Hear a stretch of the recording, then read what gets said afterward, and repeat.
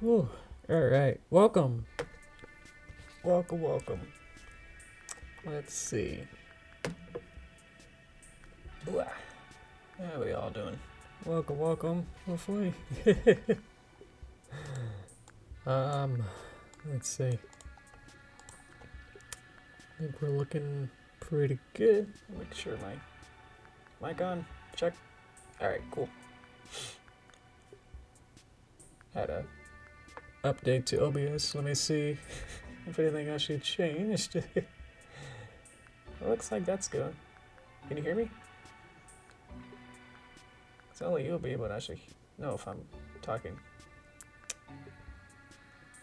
Cool. So I think it's working. Okay. It's definitely picking up something, so we should be good. Let's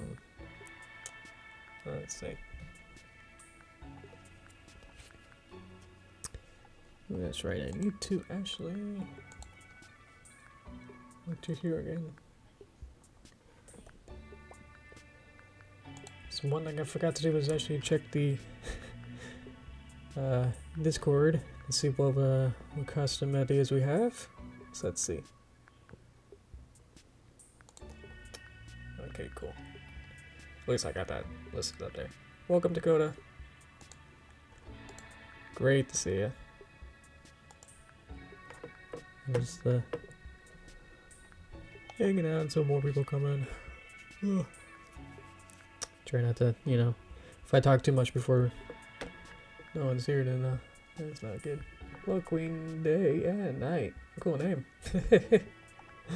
Welcome. Oh yeah, hi Void. Heart. Cool. Do. Oh, that was one measure off. There we go. There we go. Alrighty. Cool. Welcome. Hello. Hiya. Hopefully all you're good. I'm doing alright. Actually had a really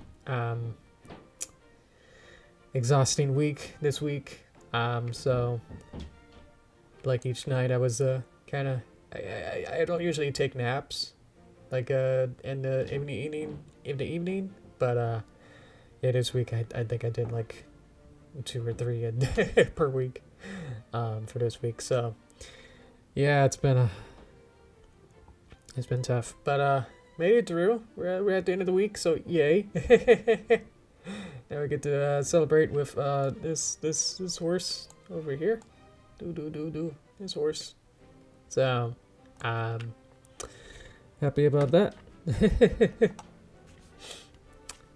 Middle playing Mario Kart 8 Deluxe. Oh, awesome. Hopefully, I'm just background noise to you, and I can try not to distract you too much.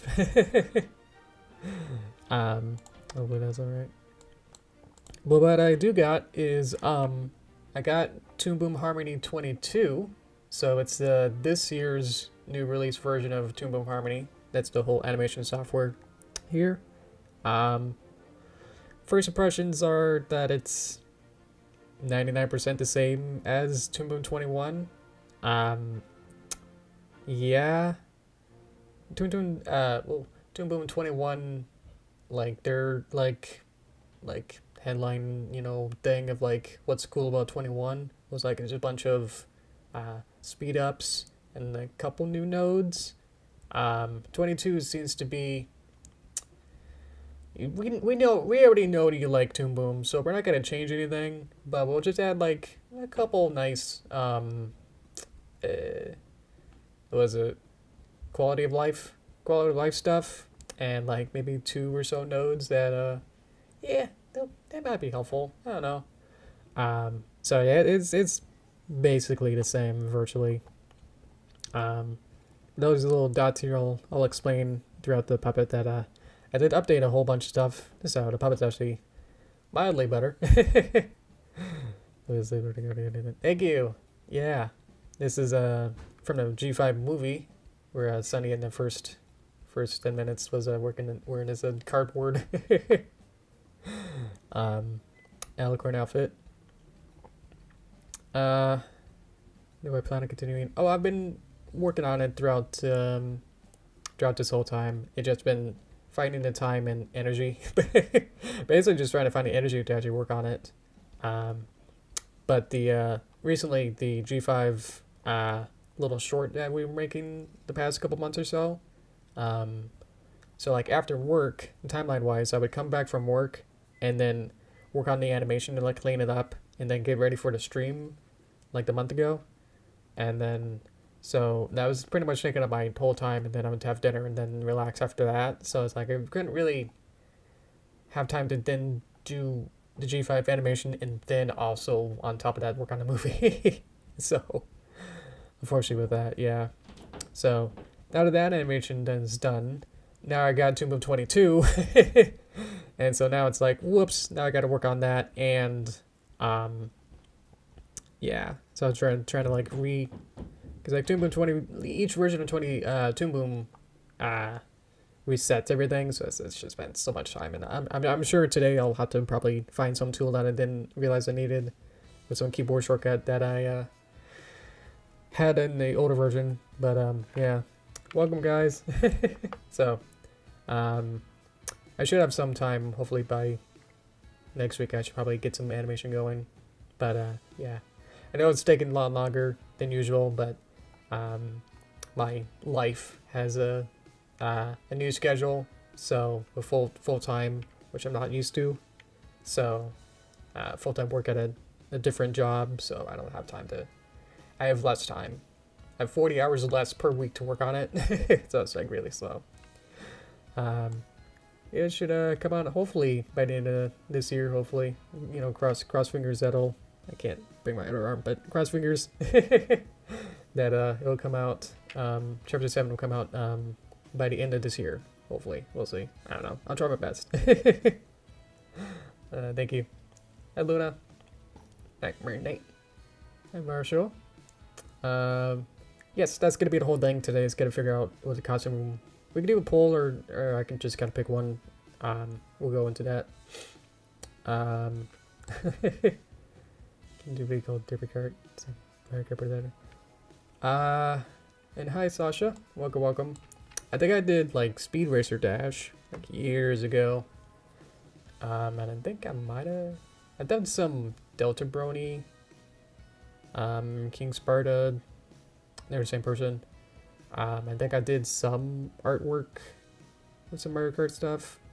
I put the whole Chibi Derpy series on hold. It's more like a frozen, like not even on hiatus. It's pretty much done, just so I can work on the movie and not also trying to do literally everything else at the same time. So unfortunately, like if I was gonna do like a full animation, that'd be hard to do. Yeah, you're welcome. Okay, let's check Discord. Okay.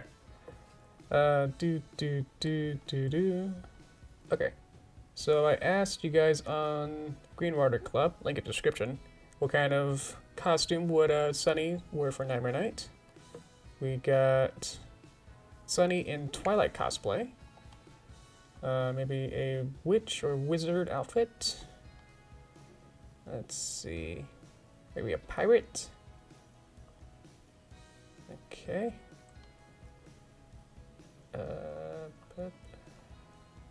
Or another pirate position. So we got 2 votes for pirate. And then how about a male pony, like a delivery person. And then I think that's one for Pip too. So hopefully you kept track of that. So would you guys like to do a vote, or would you want me to just kind of choose one out of those suggestions from you guys? Or I guess it'd be kind of biased if you guys chose this. Maybe I'll just choose it on my own. Choose a pretty cool. Hello cartoons, welcome. Good to see ya. We'll get going on this real quick. Let's see. Nightmare Sunny. Nightmare Moon's armor. You know, fancy you saying that. That was actually in the Tell Your Tale, little 2D short. Yeah, I watched that. Thank you for that person who said it on Discord, because I wouldn't have checked that out otherwise. So thank you for suggesting that and saying that you should watch the Tell You Tale, because like Sunny was wearing the Nightmare Moon outfit.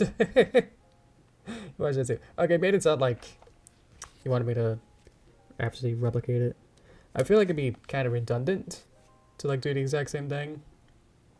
Do get 2 votes for pirate, but I'm not sure how interesting that'll be. Maybe that'll fit one of the other characters. It's honestly Sunny being pirate, you know what I mean?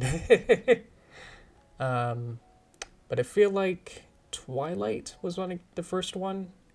I think that'd be cute, and I think maybe my idea was that it was gonna be Twilight at the end of the series, where she's pretty much Celestia with Twilight colors, as full like queen, princess, Twilight. So I wanted to do that, and that's one of your suggestions. So I think that's still okay. But yeah, that one stuck out to me the most. I think I'm gonna do that. And again, we'll do. So the whole, let me just back up a little bit, is that we'll do the full cast as I vibrate a little bit here. Hang on. Let me find out where I am. Beep boop. I'll have to restart this. I'll be back. So what's going on is that we're gonna do for the month of October, I'm still like acting. For the month of October, we're going to do each character per week. So that'll be Sunny this week, and then we'll do, I'm just about ready. Ready for a close-up? Beep. There we go. Sunny this week, and then Izzy next week, and then Pip and Zip next week, and then Misty next week. So that's why I was like, ooh, thanks for your ideas for like Pip in the Discord. We'll get to her eventually. So that's the month-long plan. It's to do each character on their own. But yeah, probably should get going on this. I haven't even talked about any of these handles yet, so oh well. So in Toon Boom 22, they added OGL controllers, which I probably should look up what that means. But basically, you can add these little blue nodes that are called OGL controller. So this allows you to have handles, like these ones, like this and this, are handles, and they basically are just like,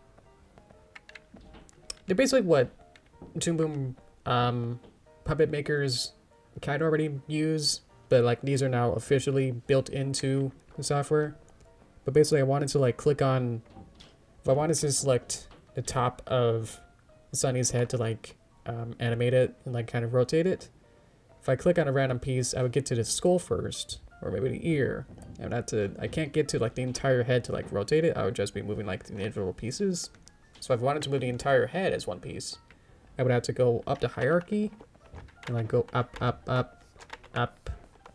and then like maybe get all the way up here. But let's see how many just times it takes to like get there. 1, 2, 3, you know, it takes like 3 clicks to get onto the top of the hierarchy to be able to get up top to the touch the head.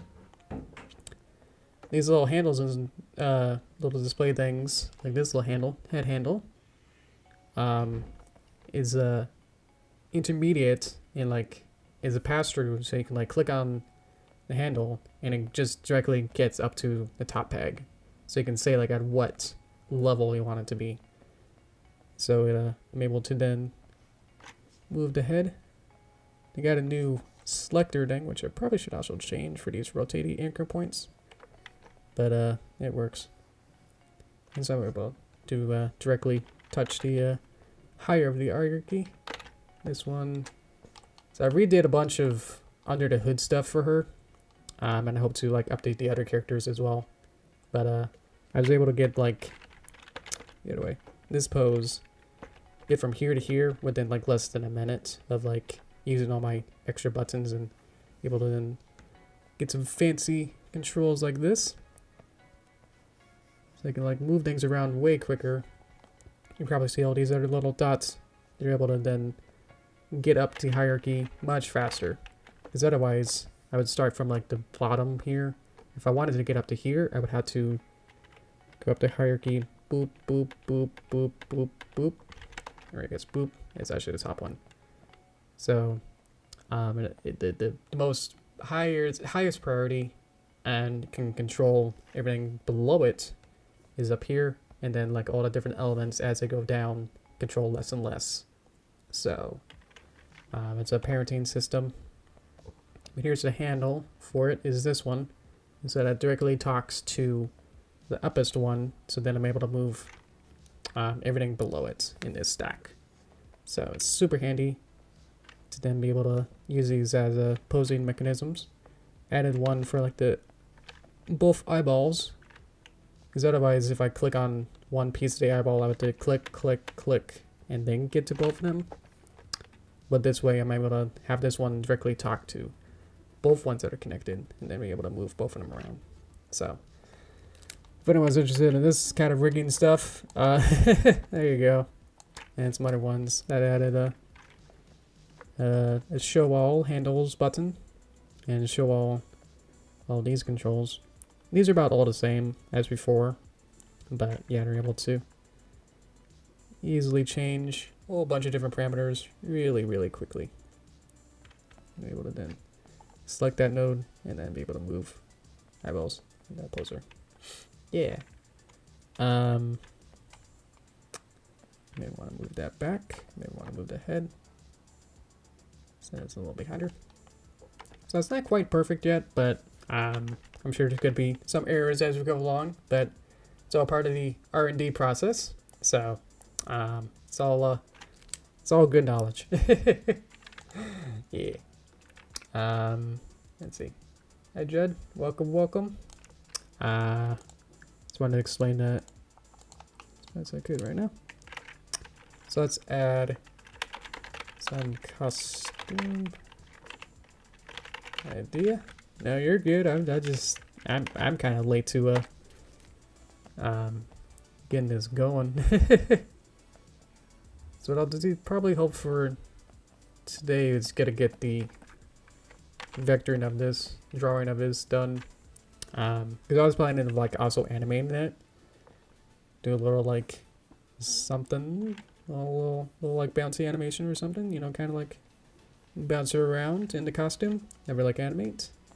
But I think today I'll probably just do the the vectoring, drawing the idea, conceptualizing it, and get it to be ready to be animated, and then we'll move on after that.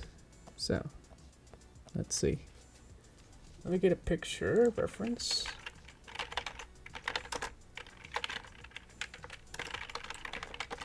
All right, there we go. Look like you're facing the other way. That'll do. Okay, cool. I got something now. So I'm gonna do last episode G4 Twilight Sparkle. Oh, there we go. Yeah, this is the problem. I don't even know what it's trying to do. Is it trying to focus on something? I forgot how to do polyline. I want brush to be this button. So I'm gonna go to redo this. I want brush. Let's see. Welcome, guys. Let's see.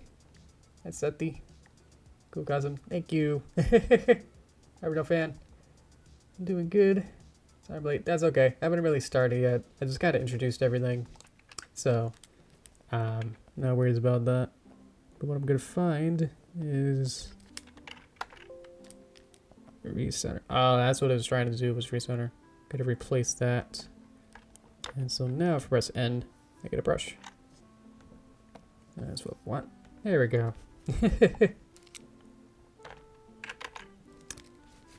Minus 7 weapons. Splatoon Octocannon. Splatoon 2 Octocannon. Is that the base game? Or Octocannon haven't played the octopus level DLC, so I'm not sure which one that exactly is. Okay, so let's make sure that this is in front, and let's get a larger brush. There we go. Octo expansion. Yeah, okay, cool. Yeah, I got the NSO Plus finally, so I can hopefully once I finish 3 story, I'll probably go back and I think it'd be fun to go back through each of the story modes, because I haven't finished, well, right now I haven't finished any of them, but I hope to I'll just block this out real quick instead of trying to get this to be anything concrete yet. Thank you, though. I got the DLC, but isn't Octo Expansion the DLC? Now I'm confused.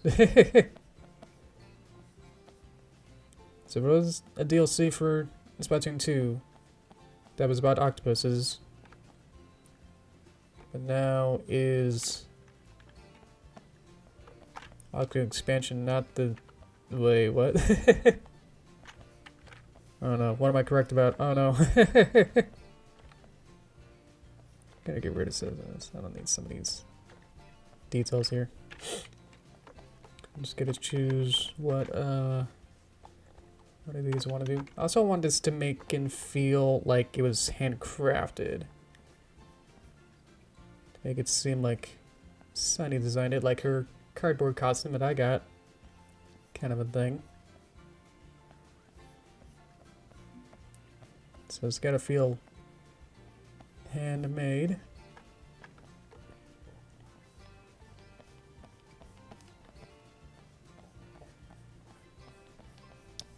Some sort of basic shapes going on here.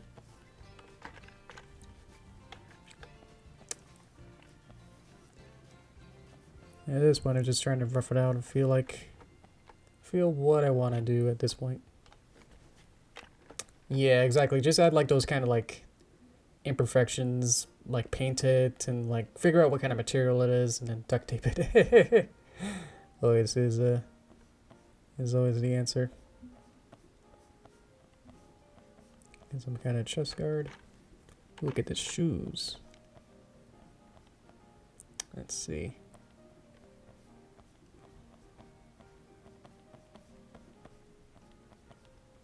And hopefully I can like just kind of like use the same drawing that I'll make and then put it onto each shoe.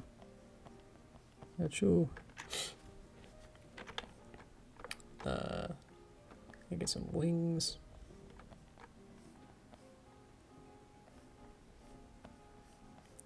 Basic shapes, and then fill that in later.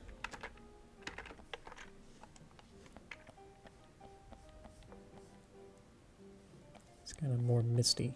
Let's see. Not sure about this shape actually. It's kind of weird. Also, I can't really see my reference picture's kind of cut off, so I'll have to figure that one out later.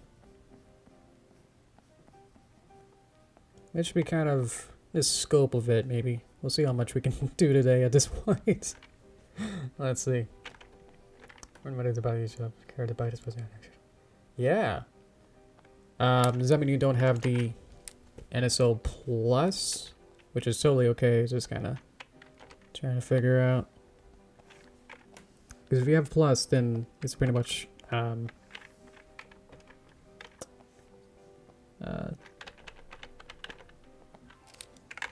given that it'll just give it to you.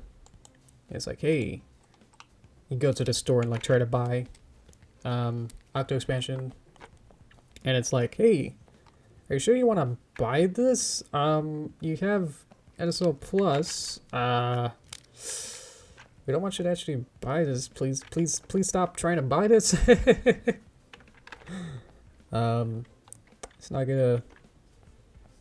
It's You're gonna waste more money. Please stop. So that was kind of nice. Oh my. These are the handles that I turned off. Let's see. Let's go and make a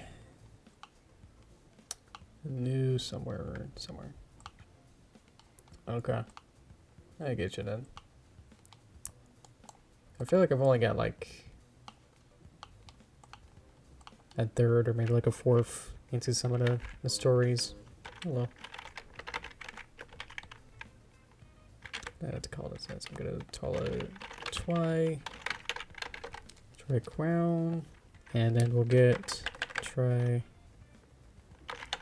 hair bangs, and then try hair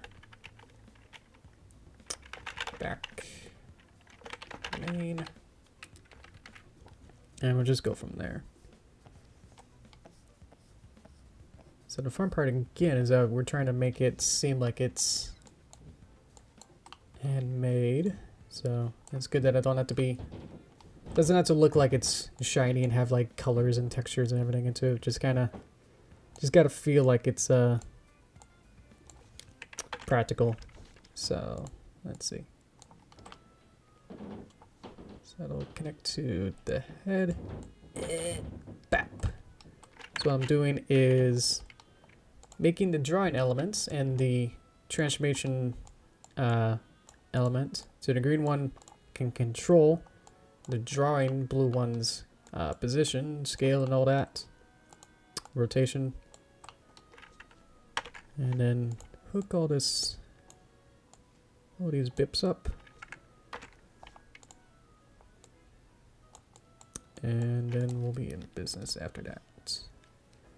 But for now, just gotta rehook. Ah, it's so small. It's so far away. They haven't made this easier to catch. Uh-oh. Uh-oh. What happened?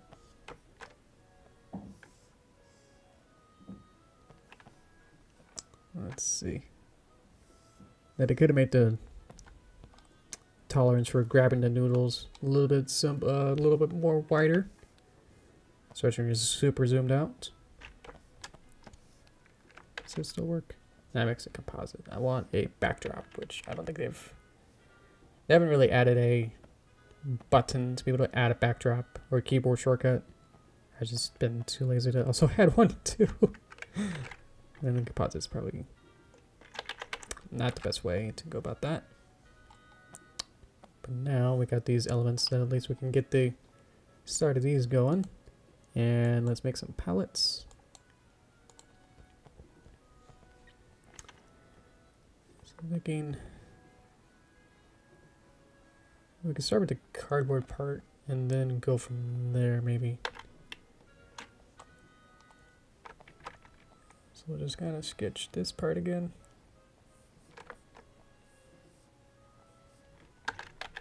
Try and find it. Okay. And I think I want to put this on the underlay layer, make it a red, go up a layer, and do another more concrete version of this. So let's see.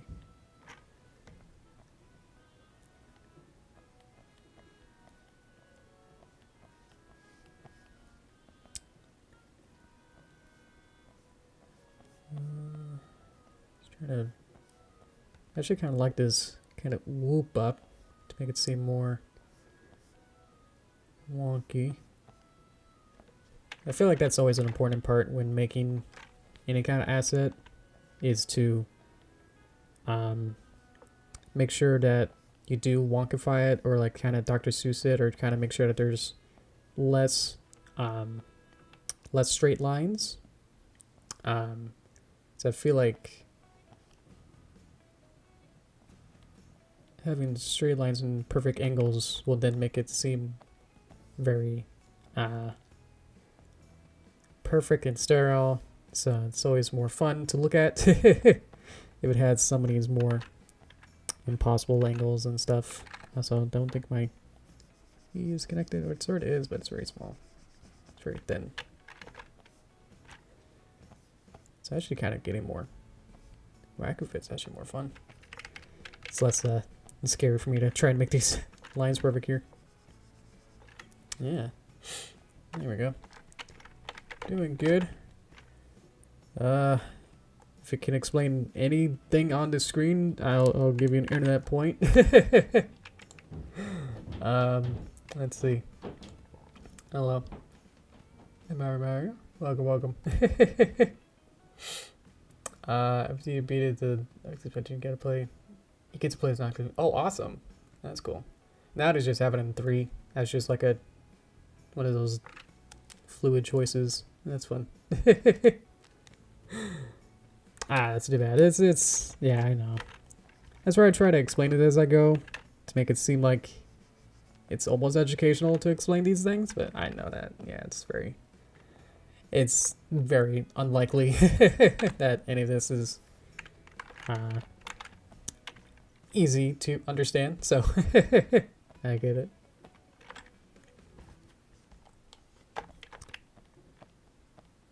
Guess because I've been doing these very technical style animations for like, geez, almost 10 years now. Pretty much grew up on all these Flash animations, and I feel like my animation has always been more, at least when I started Pony, it was very very vector and these kind of puppets. I've only done like a little bit of frame by frame animation, but like not enough to be like, wow, I did more stop motion, I think, than frame by frame. Oh, those vector layers, right? Technically, yes. You can have bitmap elements in here, but what I'm doing right now is vector, so ding ding ding. Way to go. Awesome. We'll ship your internet points to your IP address, and you'll get it within 7 to 8 business days. There you go. Okay. Do.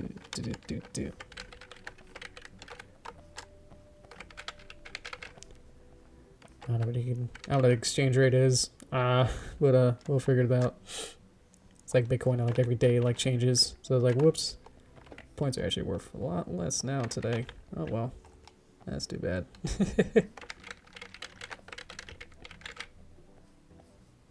Gotta get to how regular markets work anyway, so I don't know.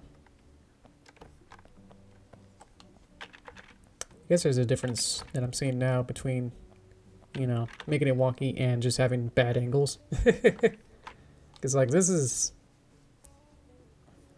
kind of technically okay, but it's definitely a little bit too wonky.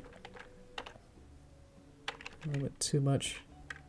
So I want to smooth that out as I can. It's like a bad angle will be like here where you can see there's like a point. At least I'm just so used to seeing these kind of things. Like I'm so used to vectoring that's like I see this point that like it goes from like one angle to whoop, going this way. So I'd feel like there's a difference between like trying to make sure that it is wonky versus actually having these not smooth angles between here and here. So I would try to find where some of those are, but then making the actual angles themselves maybe be more extreme versus having the angles have bad vector topology.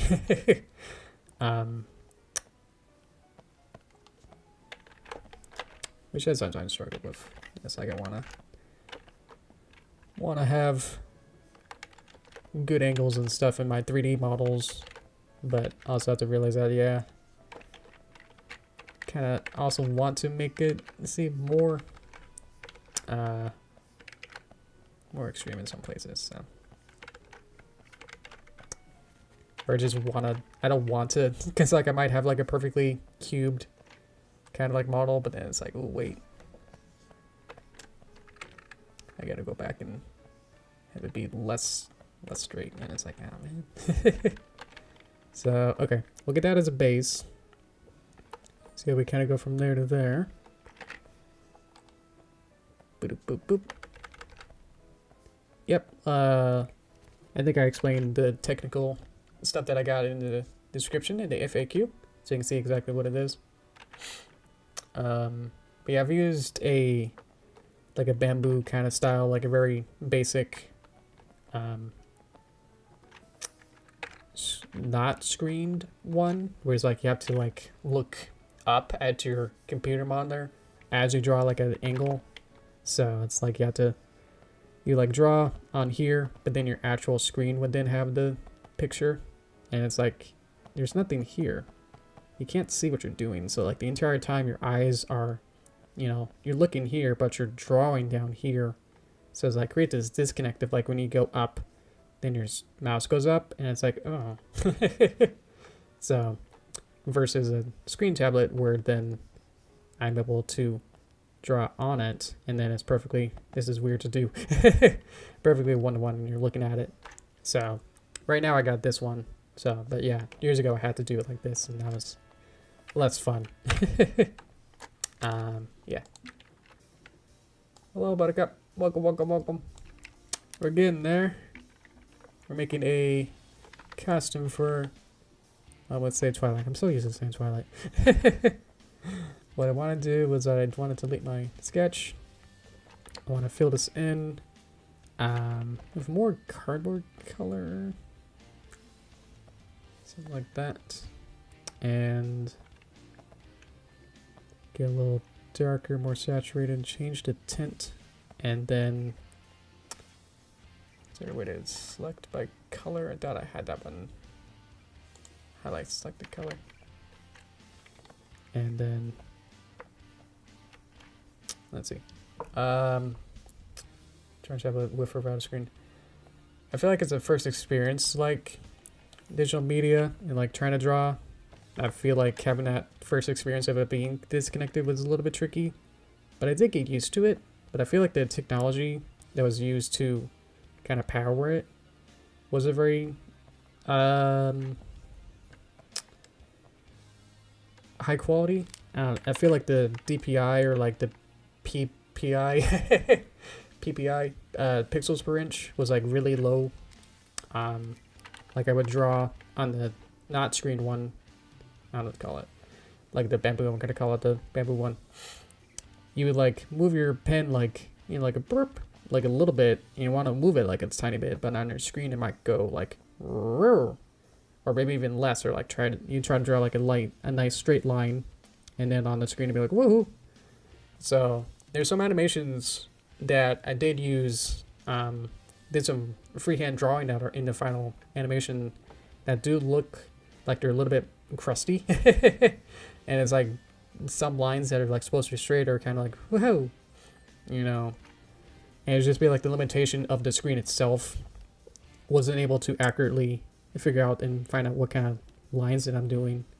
So but now I'm using a professional super powerful Wacom that's super incredible, no ad, but it's like day and night really of just how really nice it is to be able to have super precision and be able to yeah, draw strictly. Like my hands, like it's real nice. There's no parallax. It's real nice. Yeah, because the one thing is that it's kind of weird is that it's kind of I mean, I was gonna say like the actual experience of drawing is a little off, but I think that still makes up for, because I have to like use my hand as like at a pretty much 90-degree angle. If it's flat angle here, then my tablet's at a slight angle here, and so I'm like drawing at this like angle here that's like a little bit off. That's like I might want to, because you know I'm kind of used to drawing, you know, like this, and then the angle will be, you know, flat.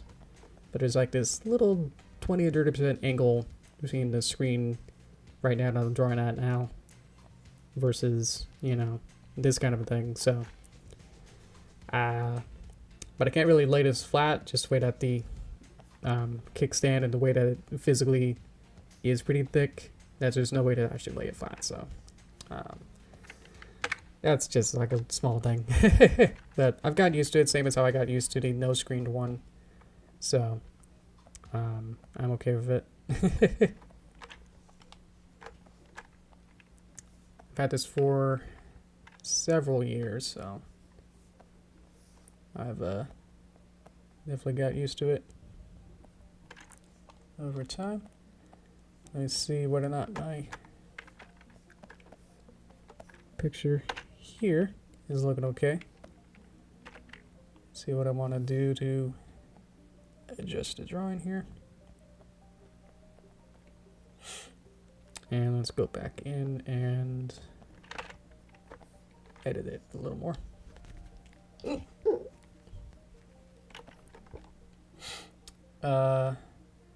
Secret friend of Anders Fletcher's many times.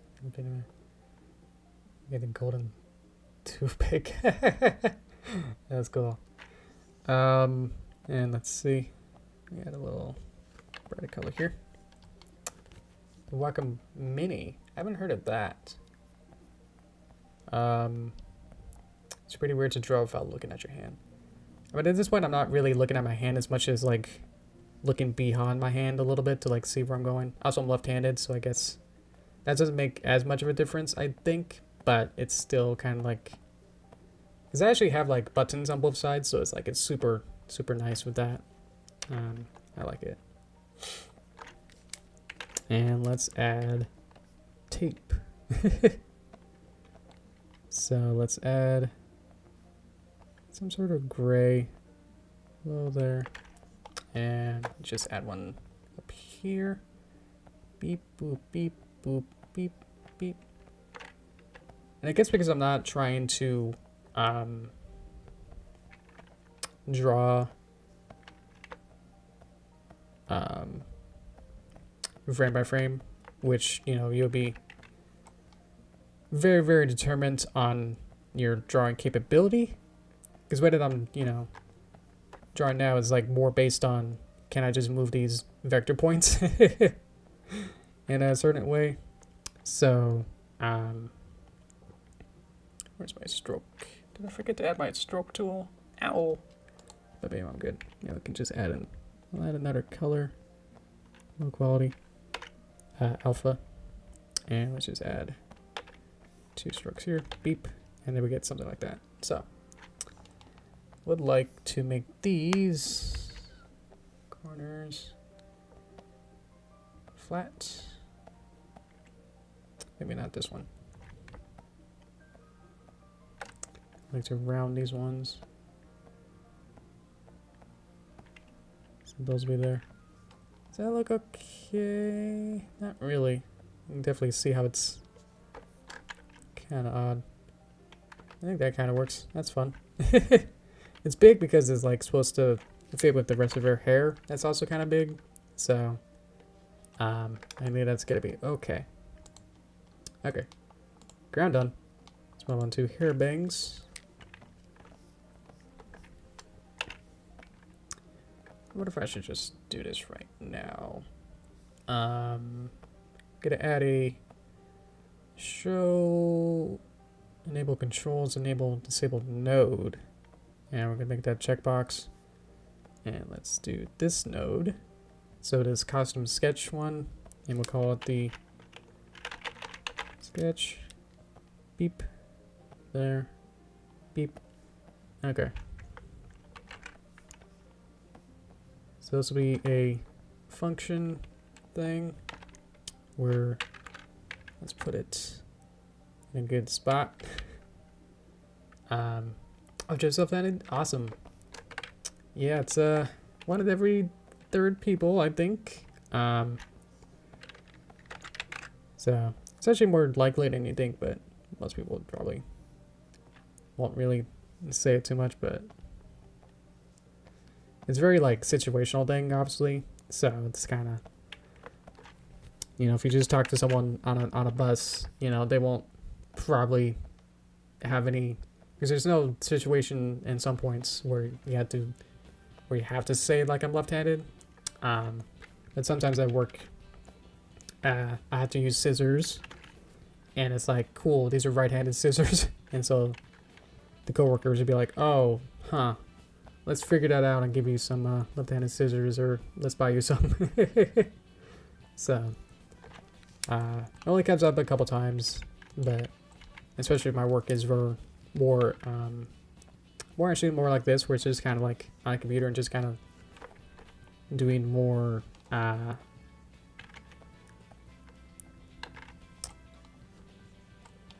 to describe it, just kind of more general computer work. So doesn't matter too much that I'm left-handed, because like I guess it'd be a problem if I was super left-handed that I couldn't use a mouse right-handed, but I use a mouse right-handed. I feel like some of the software stuff, a lot of the keyboard shortcuts, I feel like I have to change a lot, because I'm using my right hand on my keyboard right now. So all the keyboard shortcuts that are kind of halfway designed to be on that would have been on the left side, I kind of swap over to the right side. So, yeah. I'm not sure if I compared with it. Intuos Mini. Seems what I think that's what I had, but I didn't know how to say Intuos. If I said that, nobody will understand that. But I think more people will likely understand bamboo. So I said that. But yeah, I think I still do. I still have my Intuos is what I had.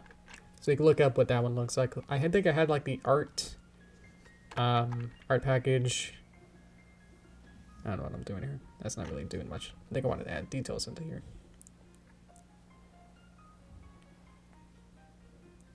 Maybe make it more.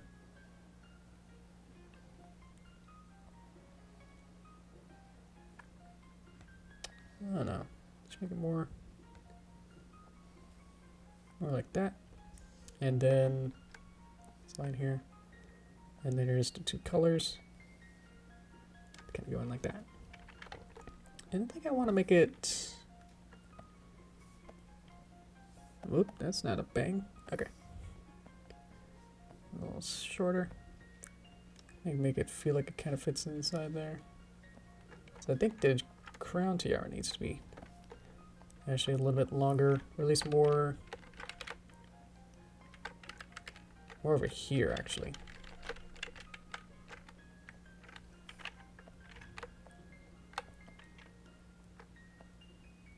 There you go. And then we do the bangs, and then it's not really bangs, is it?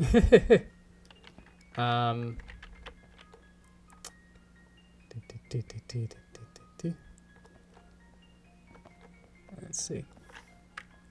Just lost my train of thought. I'm trying to figure that out. Let's see. Because I think I want to make this a little bit taller now, so you can see more of it up here now. And we made some more room. I'm using the perspective. What am I doing? Envelope? Envelope tool is like a nice reshaper without having to like redraw it. It's kind of like, I want to push it more to the left and kind of angle it. There we go.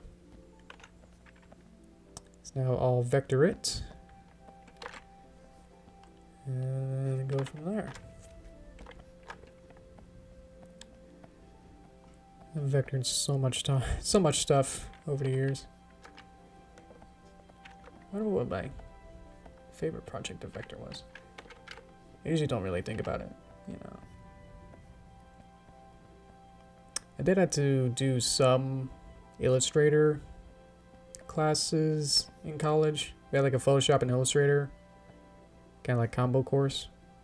I feel like I was actually a little bit better at Photoshop, ironically. Even though I feel like don't really use Photoshop much at all. But I think might have it been I think I didn't like Illustrator as much because I was at the time like super into like Flash was my only go-to vector program. So I was like, hey, wait a minute. This Illustrator isn't doing the exact same thing that Flash does. Huh. I'm gonna try and fight it and try to make it work like Flash. And that didn't work. Boop boop boop. Welcome space fish. It's me. Hello. How you doing? Like I said at the top, that I've actually been kind of exhausted from work.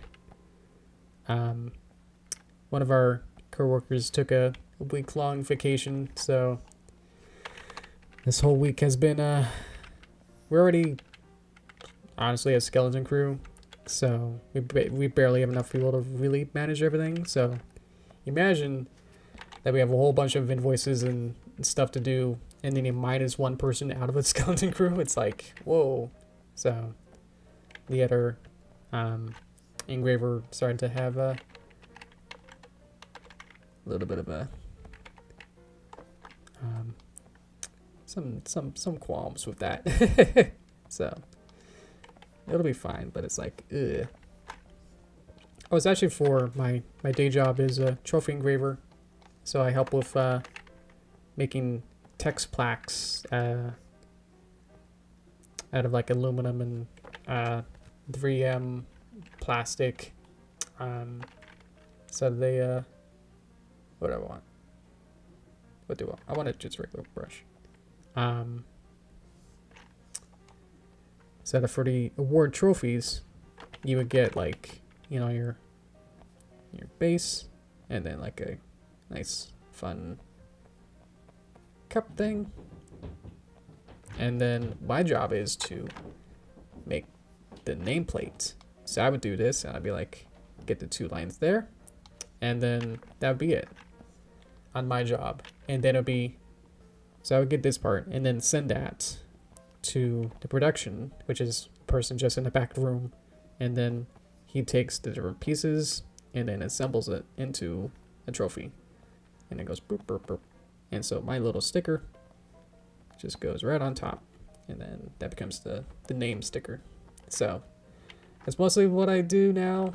Some sublimation sometimes, but sometimes we have like a huge thing that then has like every single year from like the 1970s sometimes. And so my job will be to like, can you add a new year, you know, right here. This is a plate, like a metal plate, and you have to use a DOS software, and figure out the exact ruler measurements between, you know, here, and figure out exact the measurements to figure out like what it goes, what the font is, and measurements and scale, size, all that stuff. So you can write Fred down here and it'll match the rest of all of them.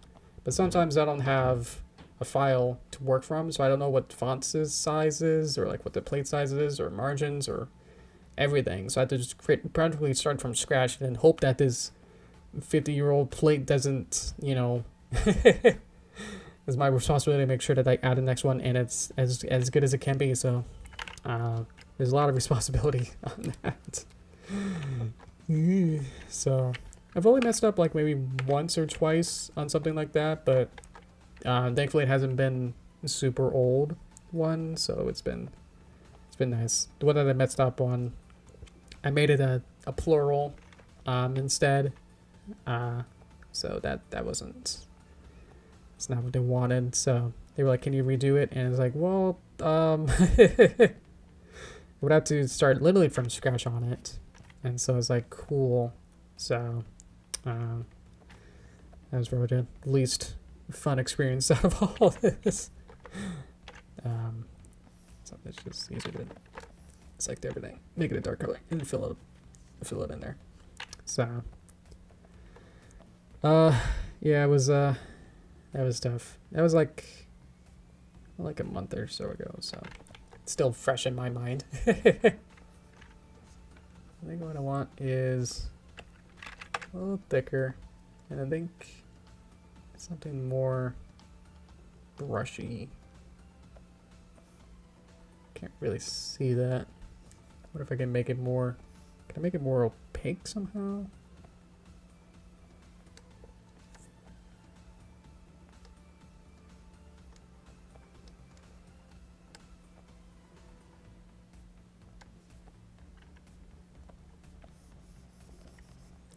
It's some sort of brushy like that.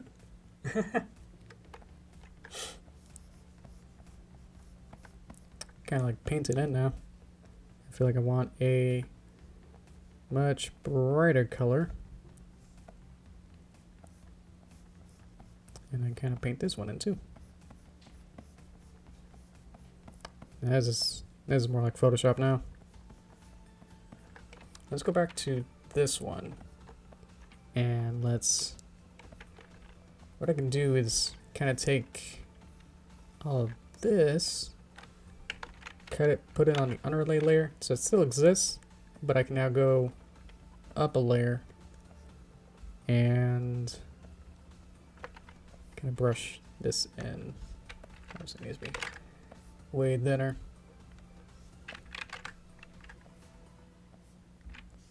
And I feel like I want it to be brighter.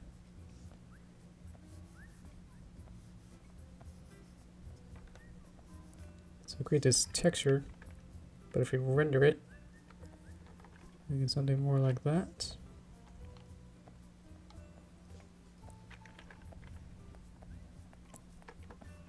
Creates that more handmade look. I'll probably go back through and like clean this up anyway, so not sure if it looks weird.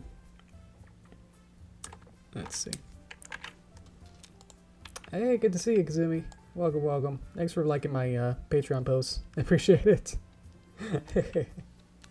Let's see. I think I missed a few of your stuff. It's just 12-hour. Wow. Very nice. I want to play some games. I don't know what to pick. Besides Elder Core concept. Thank you. I appreciate it. Let's see, in Space Fish, I'm not sure. What are you into? It's always like, if I need to relax. Sometimes I just like playing like a retro game or some sort of game I've already played. Like it doesn't have to be like I don't have to like buy a new game to have fun. I feel like it's okay to have an old game and just kind of play it again. So it was just something like that. If you got something, any kind of game in your library, and see if you can add like some sort of twist or some sort of challenge or something fun. You know, whatever will seem interesting to you. So that'll be up to you, and what kind of game that is to you. You know. Mem cakes? In Deep Sea Metroid Central Station. Ooh, oh, that sounds fun. Pass all the tests. That's the hard part of. First, you have to, you know, complete all the tasks. I feel like I got fairly far into like either Splatoon 1 or like the base Splatoon 2, but yeah, nothing complete on any of those. So I do like this Splatoon 3.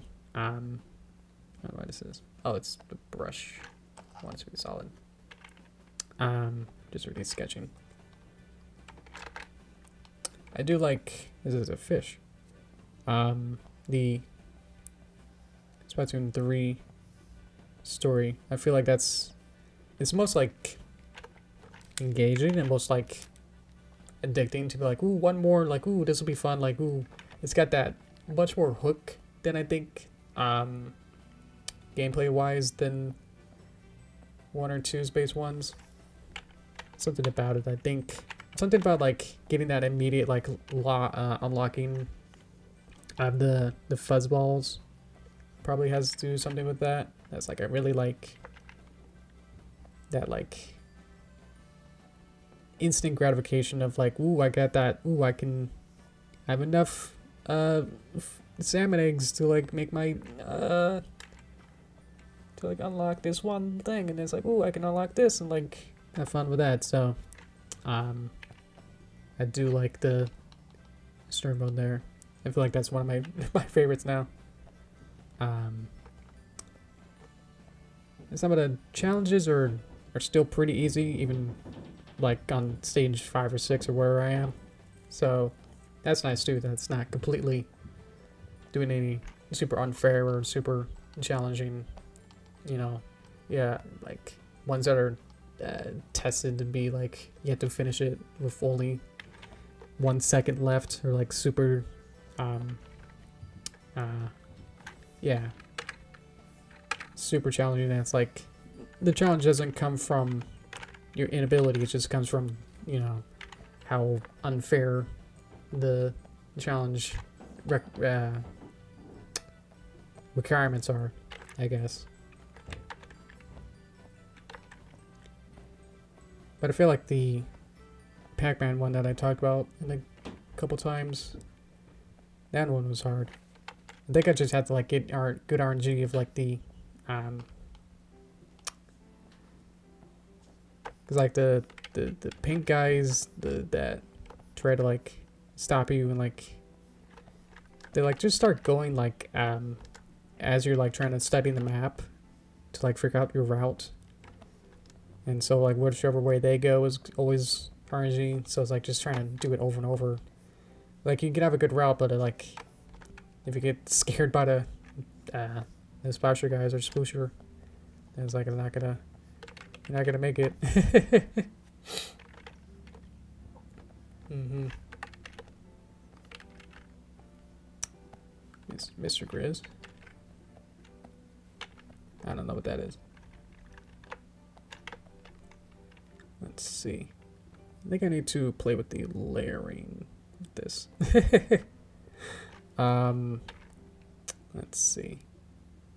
Let's go up here. I think I want the same colors. So let's see if it's this one. And let's go back to that cool brush. This one's pretty good too. Yeah. I'll go with that, and then just kind of go, whoa. Whoa, whoa. Would even like, so you even got some overlap texture. That's fun.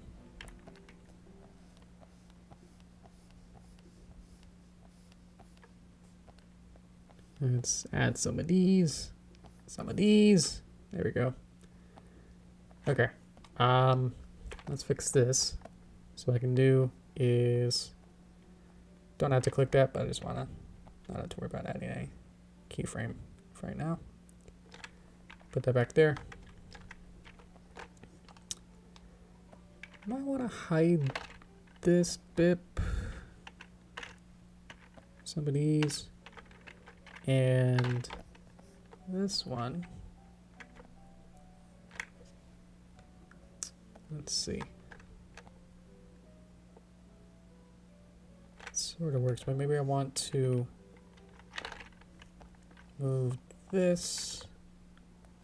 Can't really move it too forward because of the ear, so I might have to like move the ear forward. But yeah, again, a lot to play with, so it's pretty good for now. At least it's layered for back main better, so that's good. Yeah, I'll just get the broad strokes for now, and then on my own time I'll fix it up. So I can remove the bag with this one. So I have different positions for the bag, so I can slide it off. There we go. And I can go to the body, and I could add, let's make it a new chest plate. Oh, they fixed it where if you press enter on I'm trying to add a new thingy, it used to always like play the animation, but I think they might have actually fixed that. That's cool. That's always been, I don't know if it was a bug or a feature with that, or if I try to add a thing and then, actually that doesn't work. There's a way that it happened. Where it played animation and it's like, yeah, I'm just trying to enter to like, you know, accept the new object that I added. Okay.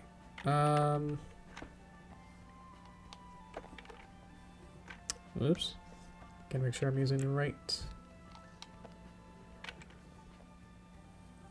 piece here. Best tool for the job. I don't like how it's facing the wrong way, so I'm gonna use mirror mode. Beep. There's so many like, wow, I wish Flash, like, why doesn't Flash have this kind of moments? There's a lot of that when I play with Toon Boom. And it's like, why doesn't Flash have like a just simple mirror mode box, tick box thing?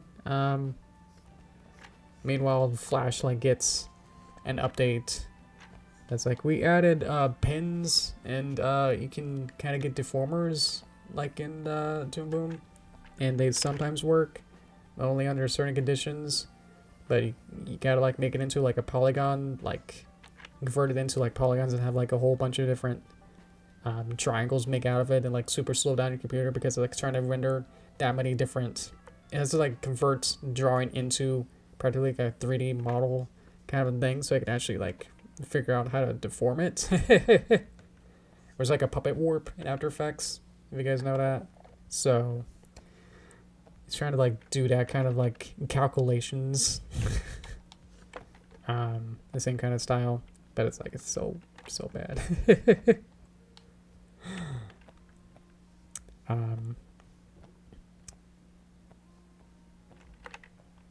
Unfortunately, Adobe just has,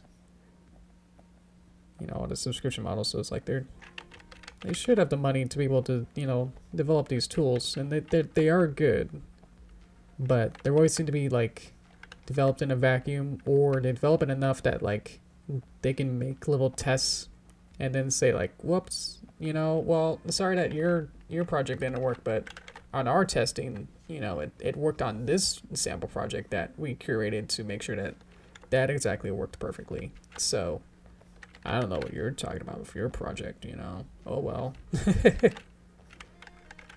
So there's a little frustrations here that it's like, why doesn't my thing work, or, you know, can't this, you know, can't it work for this? And it's like, no, sorry. So yeah, this Flash is so great because like it's super simple. It's like you can understand what's going on compared to this. So this is unfortunate. It's like it's just not well tuned enough to be able to be usable. It's just unfortunate to say that, but it's like it's just not really, it's never really been in a state where it's been pick up and play and like have projects work. I've always had some sort of technical problem with my projects, where it's like some sort of like hurdle of like, ooh, I want to do this. So, you know, like with the Yeti animation, where it's like, I want to make a mirror room with a whole bunch of crystals and they're all reflective, and it's like you can see, you know, Derpy in like the room in different perspectives, and it's like, that'll be cool. How do I actually do that? And it's like, well, first you have to like duplicate the entire puppet and like put her, you know, in different positions and like mask it, and then like you have to have a million different elements like this to like be able to have like a mask thing, and then each individual thing would have to have its own mask, and it's like, whoa. So it just blew up of how many different objects there were by the end, and it's like, oh man. So yeah, it was I feel like it was more challenging because I had to work with the limitations of Flash to actually make it work. Where's my charcoal? What's that? Airbrush. These are not exactly in order. Inkbrush, chisel tip. What's that look like? Why does it look like it's invisible? Chisel tip. That'll do.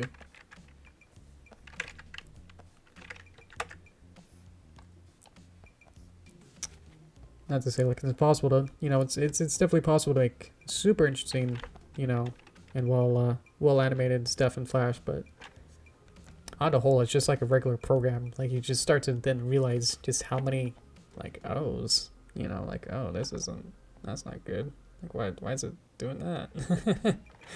A lot of times. I wonder why this color is weird. Oh, let's figure that out. I think for now I just want to get everything in and then say, look, we did a bunch. Rather than trying to make everything here look okay. Let's do that. So we'll have to make what are these called? Shoes? It does work. Ah, that's so cool. Okay. Let's noodle it up. I'm still in mirror view. I can turn it off because I knew that was in mirror view because it said mirror view at the top. That's pretty cool. Horseshoes. Okay. Horseshoes. Thank you. Okay. Let's do the same process.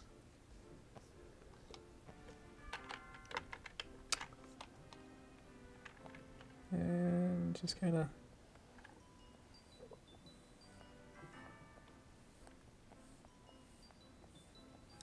these will probably have to be like pretty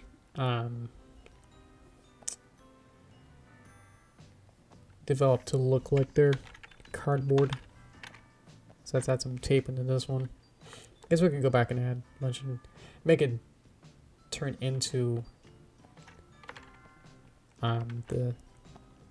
take what we got and then develop them into cardboard versions. I know it said like we should probably think about that at the start, but I think probably should make it happen later. Because I forgot, honestly, to make them into cardboard. So the good thing about doing vector is that I can, compared to literally drawing it, have more freedom to edit things as I go. One of my teachers was very smart and said like to always be non-destructive. It was always the motto. Where it's like try to work where you're not actually damaging the original artwork or original design or anything. They're always using a duplicate or like a copy of it, but you're never actually harming the original version's artwork or anything. So always try to keep that in mind when working. You're just trying to make a copy, or like, you know how I have, like I could have just started drawing and pasting stuff, but I wanted to make this something more easier to read so I can see exactly what I want and then build on top of that sort of a thing. So excuse me. Let's see. Let's add that tape. So non-destructively, I'm going on to a higher layer and then starting to draw it.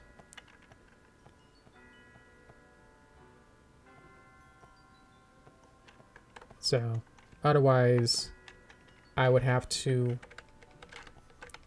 deal with how this line here and then this line here will be overlapping like that. So I had to always be dealing with that if I was trying to do it on the same layer. So stuff like that I had to always be on the lookout. And then a little shine. Tape. And I could copy it, duplicate it, and then just kind of put it on the other side. Let's make it a little larger. Rotate it. And with the vectors, just kind of push and pull it until that looks okay. I got it taped. Okay, because this is noodled into the hoof itself, that should mean that if I use my handles, I should be able to rotate this and it should follow. There we go. So, that's the power of noodles. Otherwise, with Flash, again, you have to do this complicated parenting system that's like sort of works. I've tried it. I think I've tried to do the parenting system in Flash before in Toon Boom, before trying to play with Toon Boom. So I tried to use the Flash version of essentially what this is. But imagine trying to do that kind of rigging and noodling when it looks like this in the timeline. And then you're trying to figure out like what connects to what. And then, well, I want the mouth to be parented to the horn, so there's like some sort of lines between here. And it's like sometimes you're color coded, but then there's only like 10 colors. So it's like you're gonna have overlap. And then, you know, you're trying to rig an entire puppet or like whatever kind of however many different pieces are on one layer hierarchy. And it became a huge mess of like just trying to like go through here and like try to figure out like what even is the parent now at this point. It was so visually confusing as you try to figure things out. That's like, yeah. So instead we got the nice Toon Boom flowchart kind of style where you can see exactly what's going on and work from there. So yeah.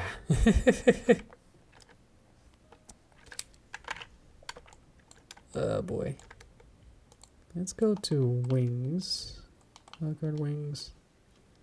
We could add a new picture to the wing cycle and then just make them that. Let's try that. So I need my wings. So I need wings on. Sort of works. At least just get those on. And then drawing substitutions. I have all these.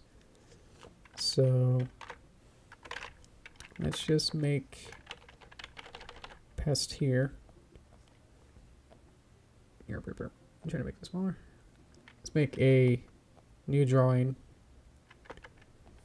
Draw something there so that it exists.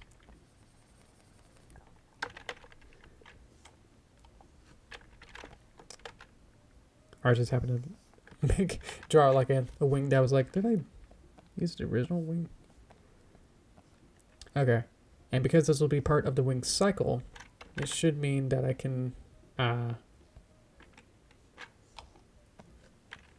swap it out whatever I need to.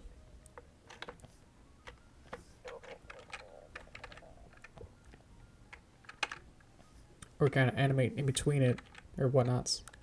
So that'll be fun too. Okay, so it's really shiny. Not sure why. It's not the brush, is it? I was saying like it was very bright. There we go. I think it was just a brush. Okay, cool. And kind of has this shape.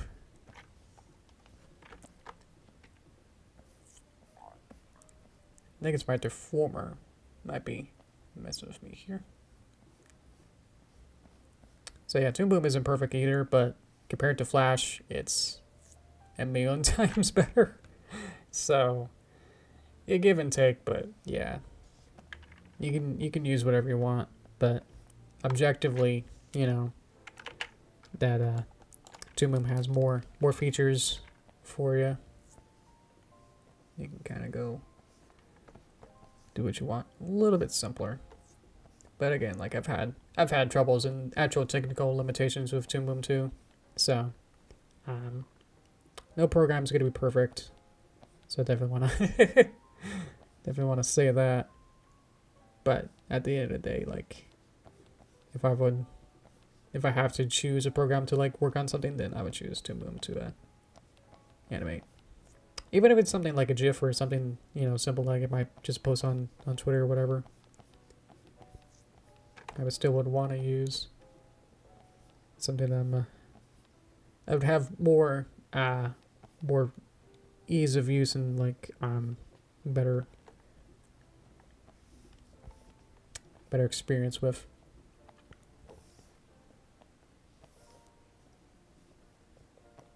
If you guys use, you know, like clip I don't even know what they're called, flip note or something. Or like one of the more not basic brands, but like, you know, less advanced, I guess, programs like this, then that's okay too. Definitely don't feel like you have to to be an animator you have to buy Toon Boom, and otherwise you're not an animator. It doesn't work like that. You can use whatever you want, but for me, I would feel more comfortable using Toon Boom for the needs that I would need for an animation, and for the tools that it gives me are perfect for the animation that I would like to animate with. So that's probably a better way to say that.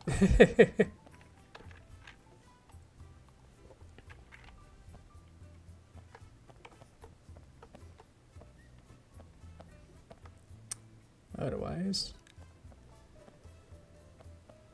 we'll just kind of go ahead and vector this. How about animate on flip note and the 3DS? Yeah. There's definitely way good stuff on any kind of program. I remember like that Santa picture on MS Paint that got viral. So there's a no shortage of creative talent that can be used on any program. It's whether or not you want to spend the time and use the tools to maybe some unorthodox, you know, kind of not really supposed to, you know, you're not supposed to use it like that kind of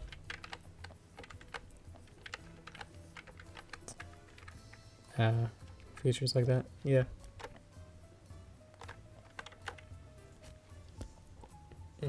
Exactly. Yeah. I'm sure I'll read that in a bit. Let's make some good MS Paint stuff on MS Paint. Yeah, exactly.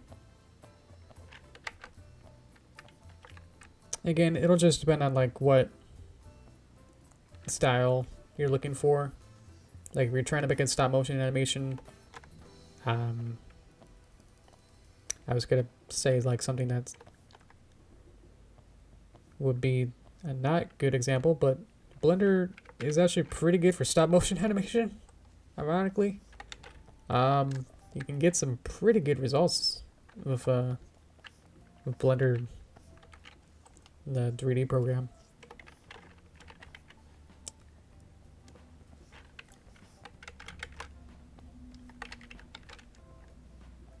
Definitely need to Wacomify this like a lot to get some better shapes going on here.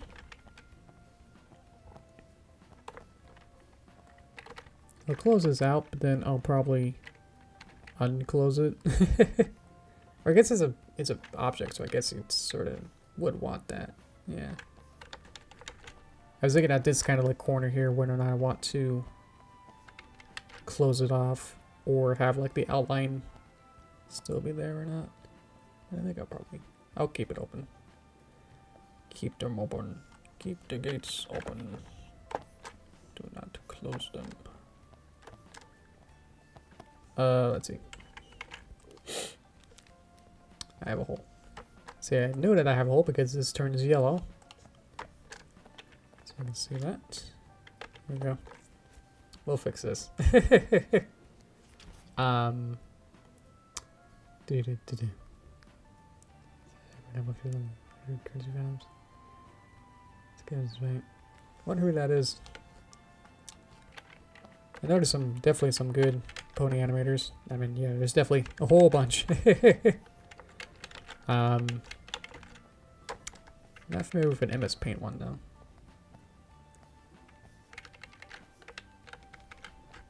Or maybe, I think it's coming. It's coming to me now. I think there's one that I know. Yeah, they even. Yeah, they got talked to her. Yeah, maybe.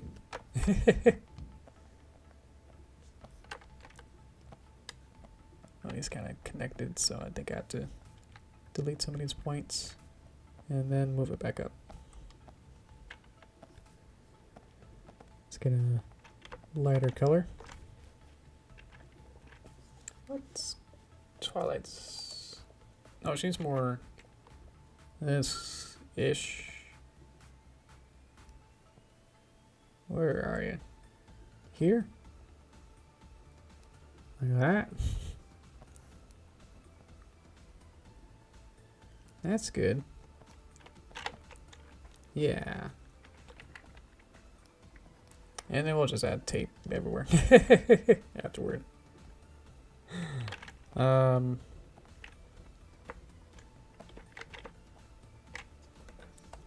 try and select these bips, maybe.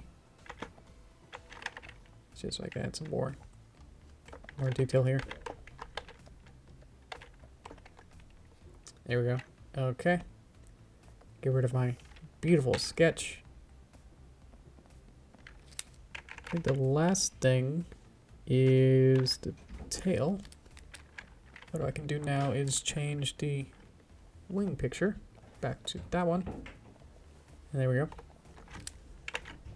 I'm gonna do the tail. Okay.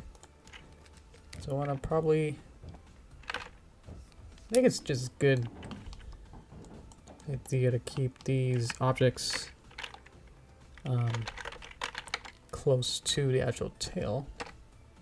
You don't know how much that actually makes me happy. Is pressing enter on a new object and it doesn't autoplay the animation. That they didn't put that on the release notes. I don't think that was on the. I read all the release notes of like, here's everything new and updated and fixed in Toon Boom 22. They didn't mention that happened or doesn't happen. I have to read it again, but it's like they were like, yeah, we added new ways to select things. That's like, hey, I bet you wanted to select things with a donut selector, whereas like the shape of the selector is actually like shaped like a donut, so it's like you can select things, but also if you clicked on the whole of the donut, then it doesn't select it. I don't know why you would want a selector where if you misclick really fast, you click on the middle of this donut, then it doesn't actually do anything. But if you click on the weird edge of it, then it does. I don't know. Whose idea or like what kind of ticket if people would want that? But there you go. Yeah. It's there for you. Let's get rid of these. Yeah, I've having a lot of fun with making. I spent the last couple days making the handles here. Actually, super fun to be able to play with them. Yay! It's nice that they all work too.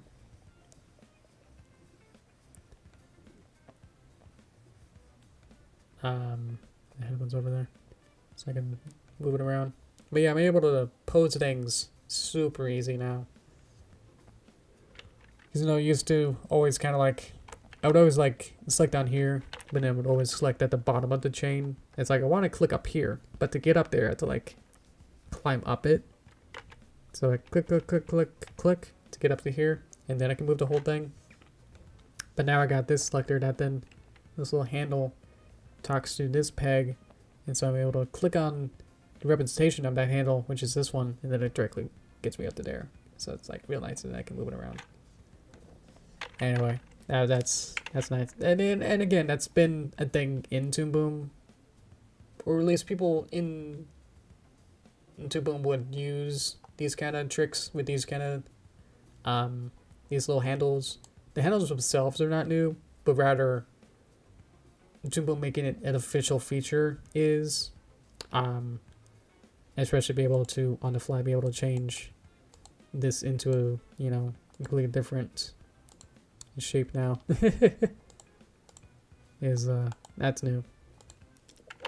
You're also able to change it between like a picture rather than being a peg, but I tried it this morning and I don't think it quite worked out as well as I thought it would, or what I expected. Where I try to put it on the cheeks, because I have, these are regular pictures as cheeks. Is what I would use before, where I could then swap to and cheek here. But the problem is that it would be, you know, I would want it to be invisible until I wanted to have a cheek. So it's not exactly a selector as much as, you know, be able to access it. I guess it is a selector. Trying to add something that's invisible. But I try to add the new handles onto the cheeks and try to make it a drawing change, but it seemed to not really work as I expected, so I elected to leave them there. They still work as intended, so I'm still okay with that. But yeah, this is super cool. Is that I didn't know that this would happen. Is that see how this gray one here? You can still see it. It's supposed to be selected to the eyeball on the right side here, but because it's its own kind of selector, and I put it on top of everything in Z depth, so it's actually in front of everything. It actually still displays.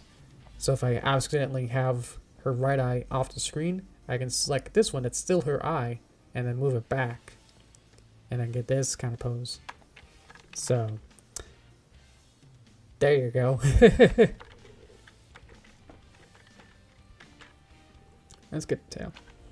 And that'll be the last thing we'll do, hopefully. I think we get everything here. And then afterward, I'll clean everything up and make it real nice, and maybe we'll animate it later. I don't know. You know. Might animate later. I don't know. My throat's kind of acting up. Let me get some water here.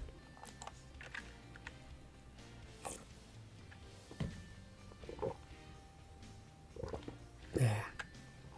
I don't know how Twitch streamers go on for 5-7 hours. My body's just not built to talk for very long. Let's see. Last one here. So I got the Twitail.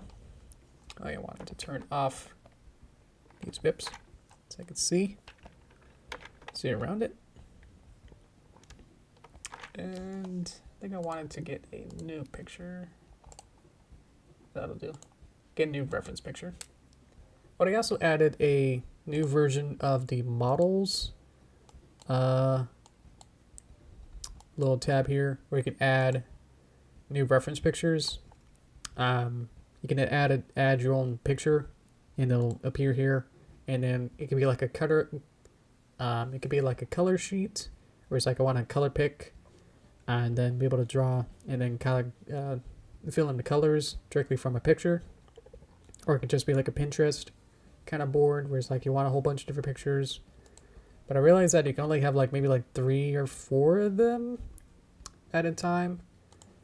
Because I remember having the other Sunny file where I had a whole bunch of different pictures. I wanted to put them all into the reference, and then I can remove them from the main stage board. The problem is that it didn't really like seem to add in more than 4, so I feel like that's a limitation. But now that might be updated, because they made a big deal about this as a new, they've renamed it. So everyone's gonna have to worry about this now.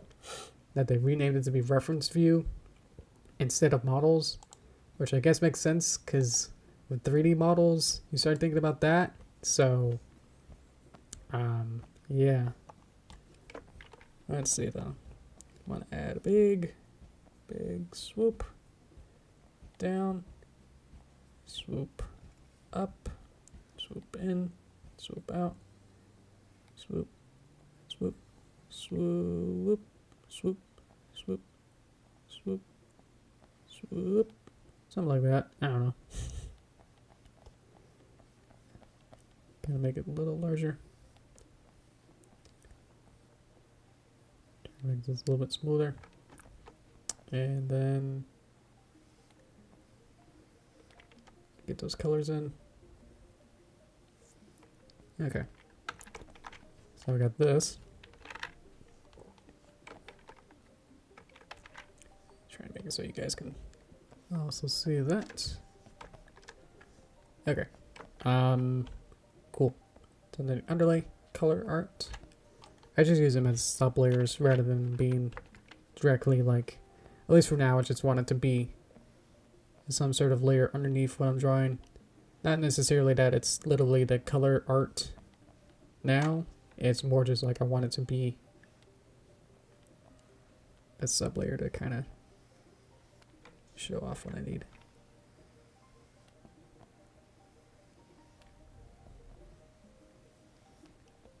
Just get a more concise idea of what I want. There we go. I know you look at this and go, you can't really tell what you're doing. So I'm having these sub layers in and kind of showing one at a time so I can draw what I need to focus on right now. Like, sorry. And then get rid of this one. Color art, higher art, and then pen it. Okay. Is anything actually going on this week? Well, I guess there's Pony Fest. P-O-N-I Fest in Arizona. So I guess you guys are obviously not going to that, or else you'll have some fun internet management to explain later. Mine's 60 FPS live stream you're watching. So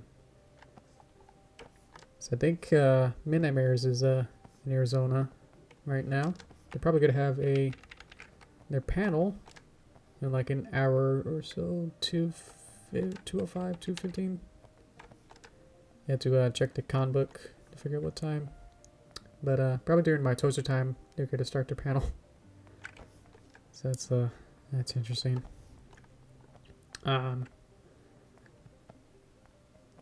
I'm still part of the Basecamp, our communication tool. So I still get like messages of like, hey, how's this going? Hey, voice actor, how you doing? What do you think about this? Let's plan this out. Oh, you have a meeting? Okay, cool. So I still get those kind of messages. Even though I'm not actively working on the Midnight Mares project anymore.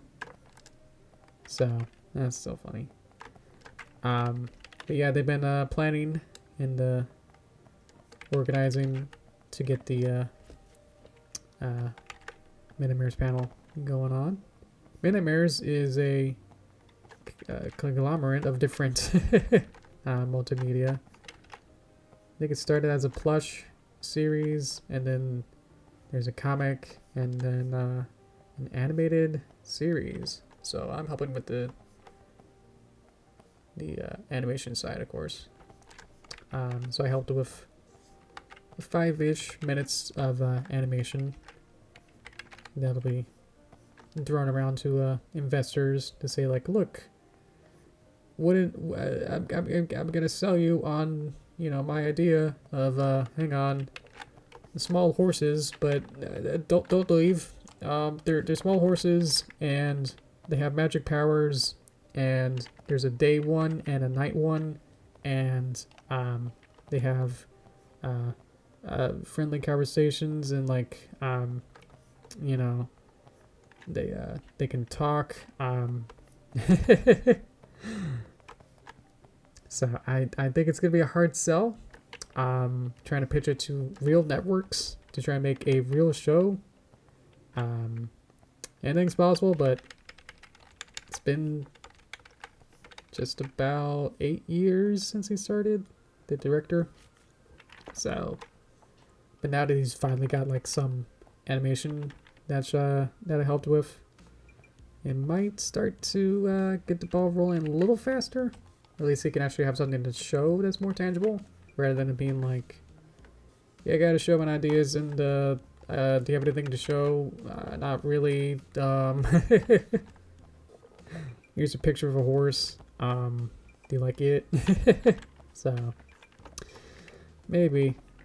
And any publicity is a good publicity for him, so he's hoping that having the panel today, he's gonna get some more support. Which ironically is how I got interested in the project, and was interested in like helping him out, was because he went to Everfree Northwest, and I watched his panel, and it was like, he said that he needed animators, and it's like, it was at a time where it's like, I have business cards, and it's like, I want to do something, you know, more substantial.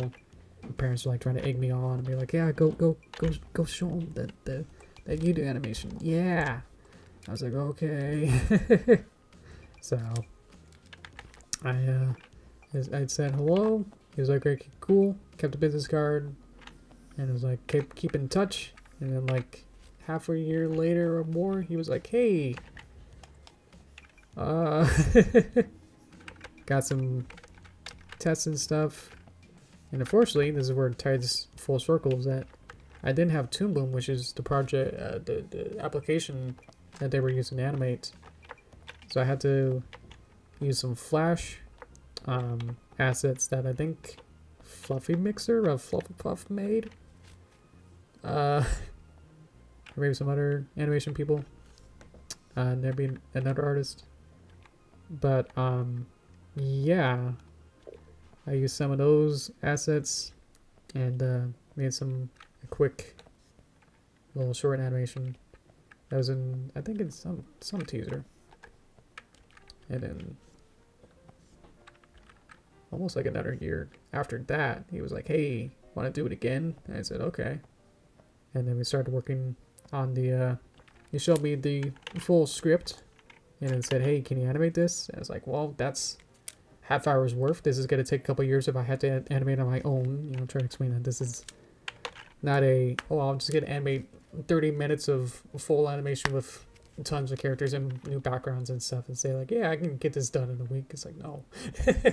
That's going to be like 5 to 7 years or maybe more. Realistically, just super long to actually get that animated. This might not be the right color. I'm trying to see. Let's see this color. There we go. So I'm pretty proud of the animation that I did work on. It turned out pretty good. If you haven't checked it out, be sure to. I'm not sure why it's not. There we go. I was just selecting. I was just brushing the line, not trying to color it. Yeah, so it's Midnight Mares on YouTube, and there's like a 5-minute trailer. It's kind of like a teaser trailer. It doesn't really go into much. But just enough to kind of explain that there's magic horses. But yeah. Let's see. Let's see if I can. This is a cleanup process where it's like, that doesn't work. This line should be here.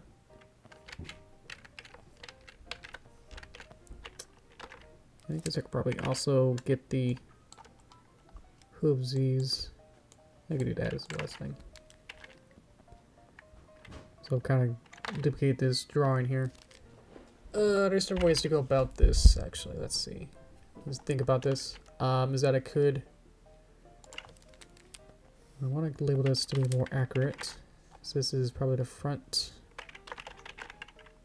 one, probably. Okay, cool. I color coded it, so I should remember what these are. Okay. And so I could just make like four objects. Horseshoe, front 2, back 1, and back 2. That's super nice. You know how nice that is.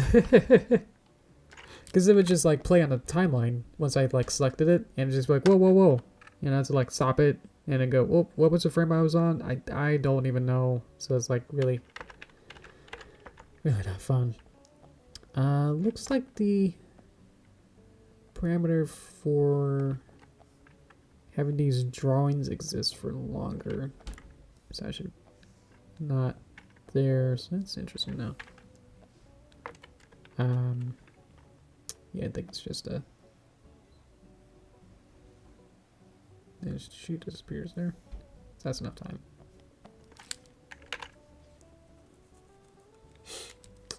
Okay. Shoes. So noodle this together. So that's back 1, back 2, front 2. So all I have to do is like noodle this and then copy and paste the drawing from this one onto it. So I want every layer, so let's select it, make sure that this button is on so I can select through everything. Select every layer, which maybe means that there's this layer underneath. Get rid of that. Select it. Go to here. And then paste it.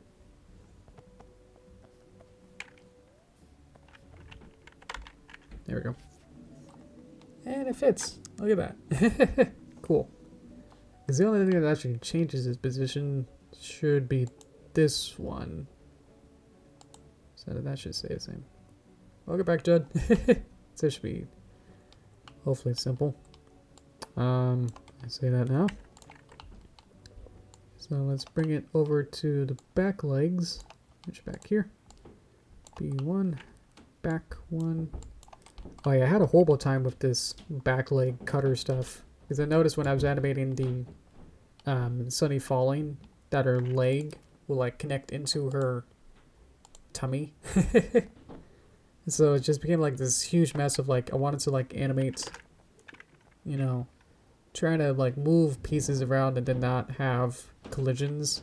So I went through a couple different designs, and this one's not quite perfect, but at least it works. So I'm at least happy with it. But there used to be a piece that would kind of connect here and just be like a separate thing, just so I can get this like little line here to like kind of go above her leg here.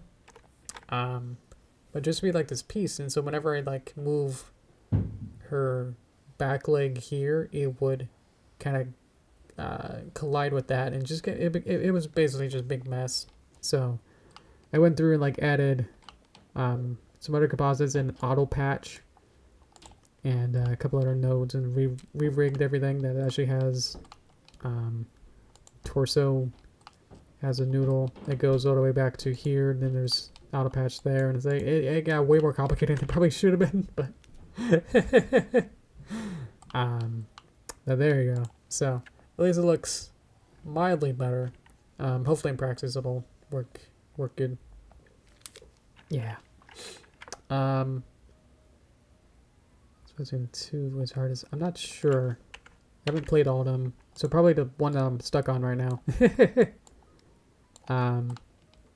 You see my trailer? Yes. Yeah, don't tell nobody, but I watched the trailer at work. I literally just had my phone like on my desk.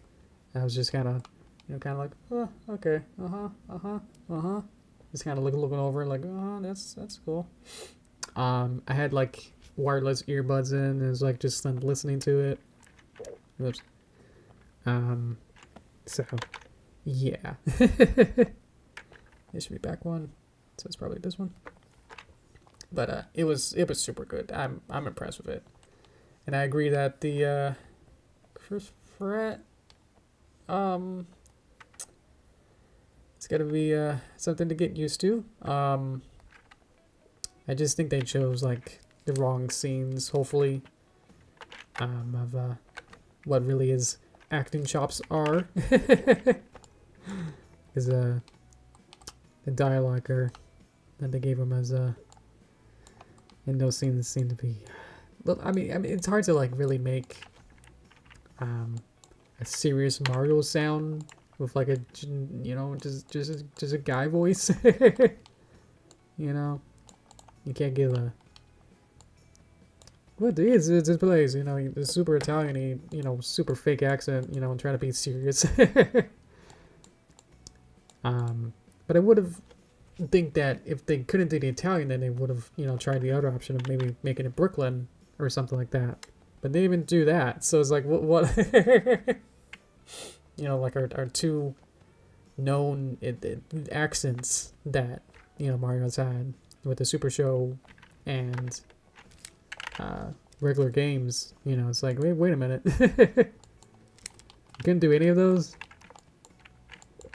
So yeah, it's I don't know. We'll see. I'm still excited for it. I'll probably watch it in theaters. Who knows? But I think, yeah, it's we'll have to see more to really judge it more fairly. You know, look by its cover kind of thing. Like just we'll wait it out. So yeah. But there we go. Sunny-ish complete. Would like to move this back, but I think the way that this is kind of rigged up is probably going to be a little tricky. Because it's not quite the method I want to move her back. So the only way to do that would be to actually take her ear and everything above it kind of go in front. Yeah. But then that'll still be there. I could have a cutter, which is probably the lamest excuse to do this. Boop with the hair. So let's put it here. If I remember how to do this. Cutter's always so confusing. I think that worked. And if I move this over, there we go.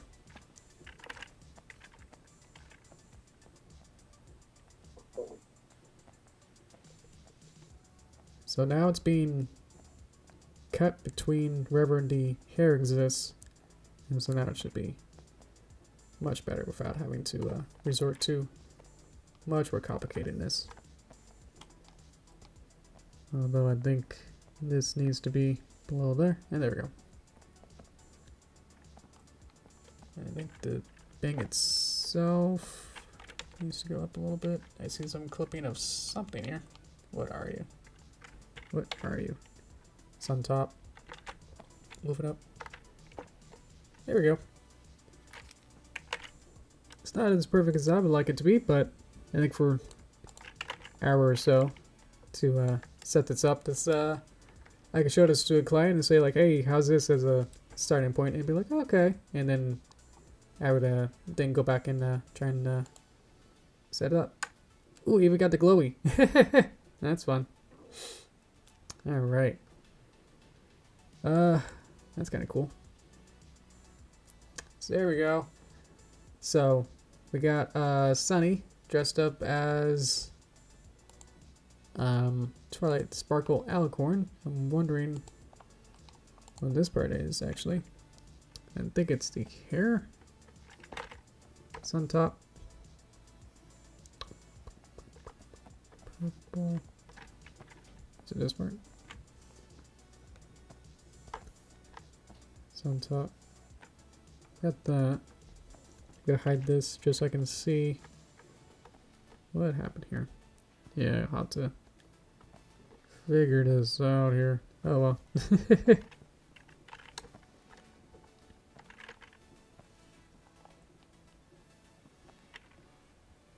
Ignore that bit, because I don't know how to find it.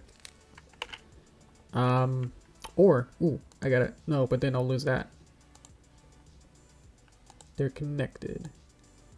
So maybe it's the drawing of here top there. Purple. Remove that. And back's good. Ponytail. It might be over here. Bun. I'm trying to see if there's a like unselected maybe. Thank you guys, I'm just trying to figure this out. There we go. And then we unselect these bips. And this cutter. There we go. There we go. Okay. Whew. Alright. Okay. Yeah, I'll go to toaster time and I'll answer all your questions. So let's see. Let's get a good look at this for a bit. I'll get some water and we'll get there to toaster time and I'll answer all your stuff.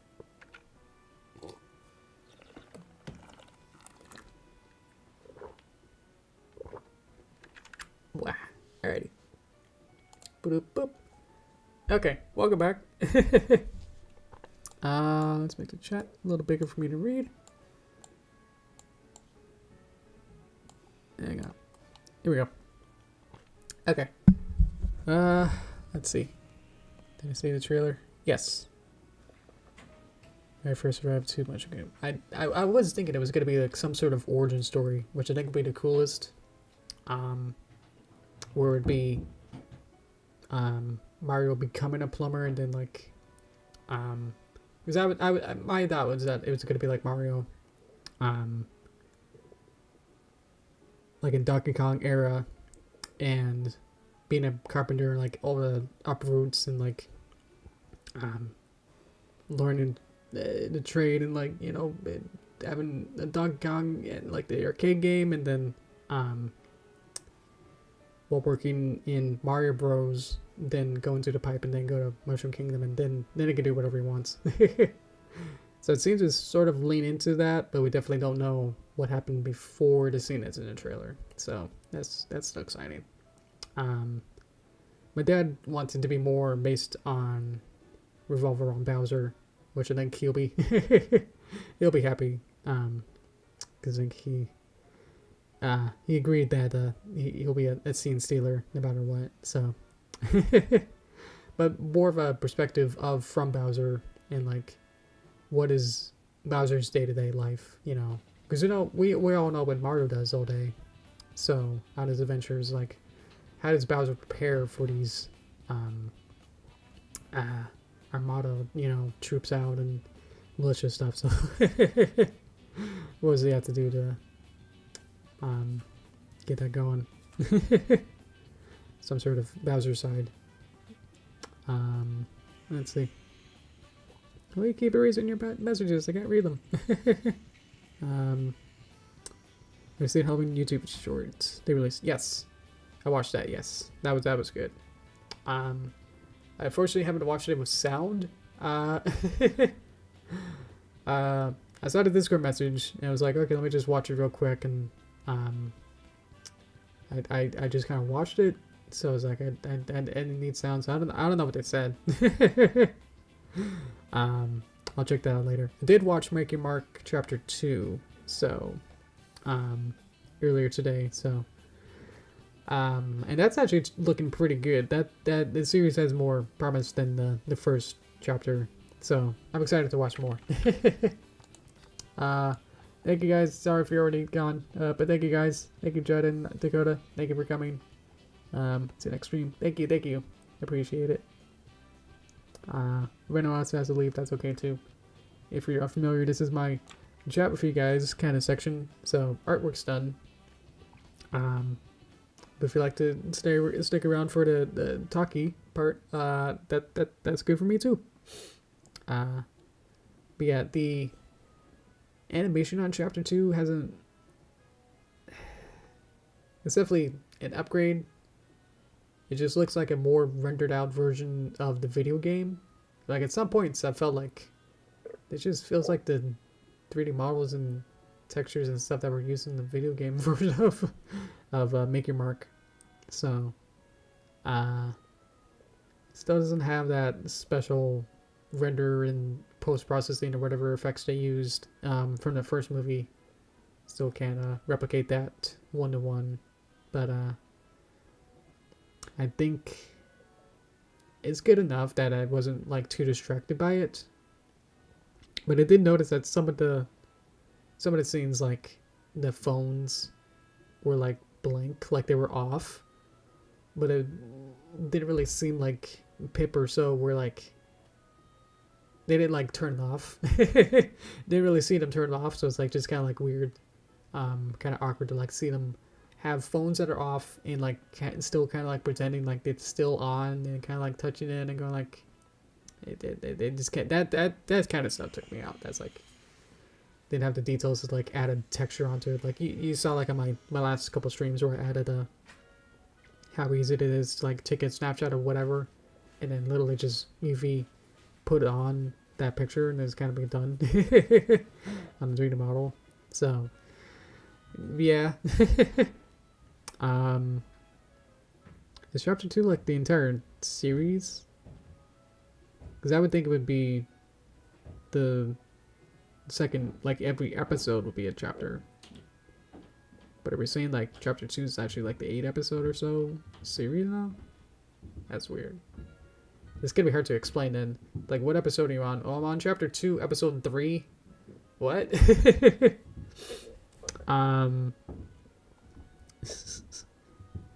Maybe I felt like it was better. Chapter 2, if the episodes, Chapter 2 was much better than Episode 1. Chapter 1, I don't even know at this point. Maybe it was better for you. I feel like I'm starting to like almost get tired of the new horses. I don't know. In the first movie, I was like, you know, trying to learn who they are and like figure out like what kind of personalities and, you know, characteristics and stuff. But then the Telltale Tale kind of overloaded me with just too much of them. I was like, okay. And then Make a Mark 1 and 2 were like, we're getting, you know, more character development, you know, sorta. They're not really growing as much, you know. Because I feel like they still don't really have weaknesses, which is a vital part of characterization, is to know what makes them vulnerable and how to make them vulnerable and like what makes them, you know, it's how we can empathize with a character. If they're so, you know, like Izzy, you know, is so happy all the time, what would make her sad, you know?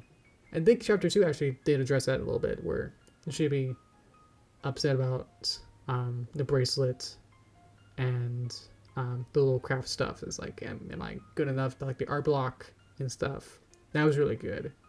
If they have more moments like that throughout, you know, you can sprinkle it here and there, which I think was good, but I think it's still needed something a little more than strawberry shortcake, or, you know, and something like that, where it's so fluffy and soft and everyone's friends. It becomes unnaturalistic. That's like everyone's perfectly happy for each other.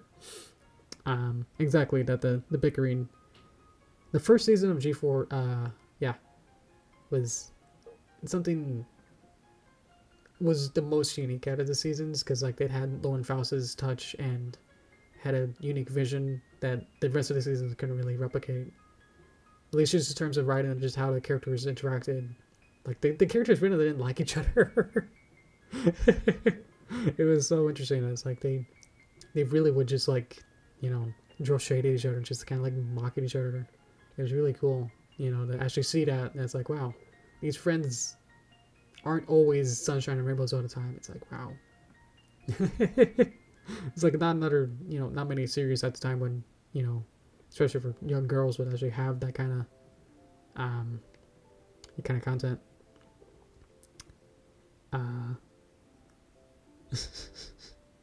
Exactly. But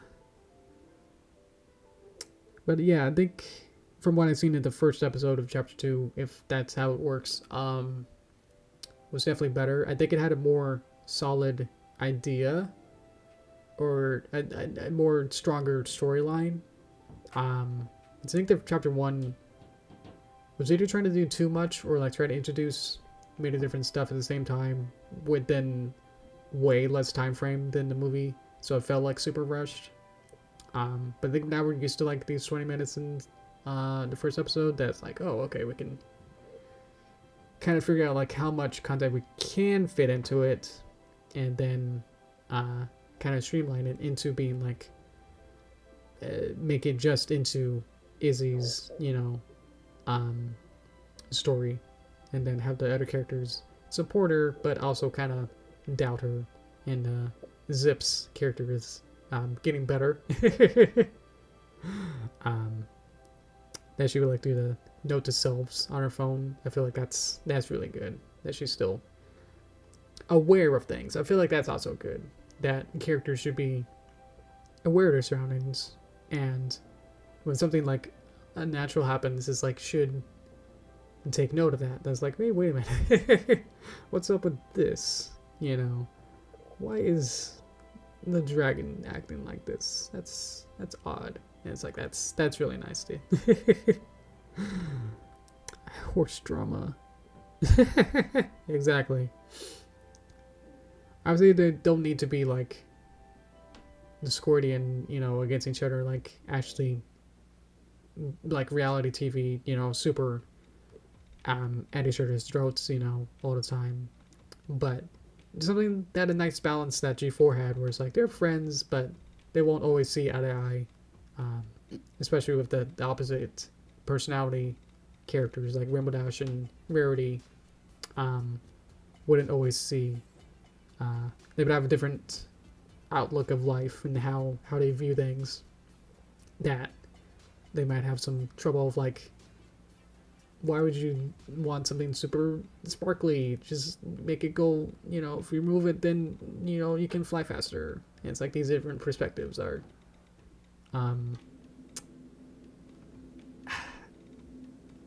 it's there, but it's lacking, and it's like it's less prominent than in G5, I would think. We haven't seen much of that kind of stuff of like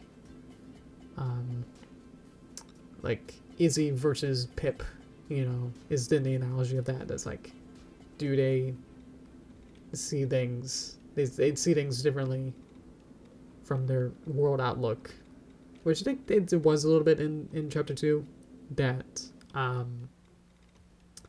felt like that was like a ooh, this is, you know, gonna get interesting, like, ooh, I can't wait to see what's happening here, and then kind of cut off really quick.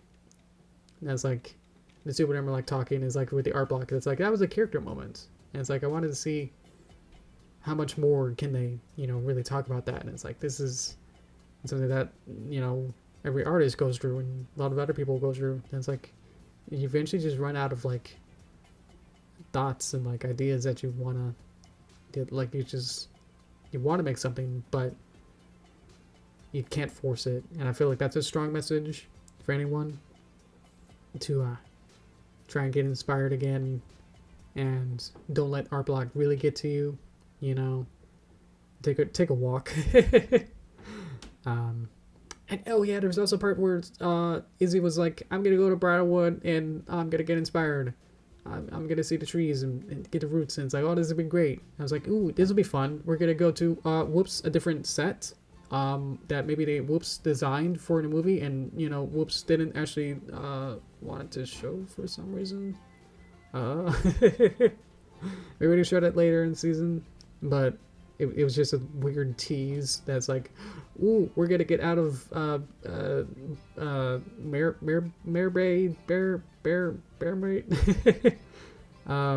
the little town, and it's like, ooh, maybe we'll, you know, get out of there. That'd be great. That'd be nice, fresh of, you know, fresh air. That'd be great. And then it didn't. I feel like there's also the problem that it feels too claustrophobic with the series. It's like Tell Your Tale and what I've seen of Make and Mark, it's been 100% in Maritime Bay. That's like I'm feeling trapped. That the field that Daisy was in for like that 1 minute was like, this is, wow, look at that. Look, oh, whoa, you know, like wonderment of like, whoa, grass. That's crazy. And then there's just suck you out and go like, oh, it's just a scooter or whatever in the field for some reason. I don't know, whatever. Just didn't serve the purpose of the story, I guess, but it's like, ah, man. I guess there was like one scene at the beginning that it started Tell Your Tale that had the Pegasus land. What's it called? I don't remember. I haven't seen it in a while. So it's like, and then I never really seemed to go back there. Thank you, real fan. Hope this was fun. And then next week we'll work on Izzy's costume. So I'll probably do another post on Discord to say, what would you think Izzy should I wear? So yeah, I think Midnight Mirrors panel should be starting soon. I think it's at 2:15. I don't know if there's gonna be a live stream or anyone. I don't know anyone connected to it enough to have it be recorded or anything, but that'd be nice to see what they do there. I think there was some talk of showing animatics of Midnight Mirrors. We did storyboard the entire pilot, but I guess I should say like, we got a team that I helped assemble of storyboarders. So we had like about 3 storyboarders working on it, and so I directed them with the help of Gan to work on the storyboards. So I would help with like maybe the camera doesn't work in the scene, or if the characters feel more this. So I helped direct a lot of the scenes of the pilot. So if they show some animatics, that'd be cool. Because I feel like I somewhat helped with that, but definitely was the super talented work of the 3 storyboarders. I don't know if they want me to say their names or not. So, but they're in the credits, so you can check them out. They're super talented. They all bring different perspectives again, like we'll full circle with that again. That they have different styles. I think one of them is more confident in doing drama, and then another one's more confident in comedy. Another one's better at a kind of a mix, where she would kind of do kind of like a median kind of style. So it kind of worked out well because like the story had a good mix of everything, of drama and comedy. So eventually got to the point that I was like, I figured out what they're good at, and then kind of assigned them the specific scenes. So I wouldn't have the comedy one do like the most dramatic section. And turned out really well. So you know, fingers crossed that this doesn't explode, that it doesn't go anywhere. If anything, they still got maybe the comic series, and then hopefully Chris can just say like,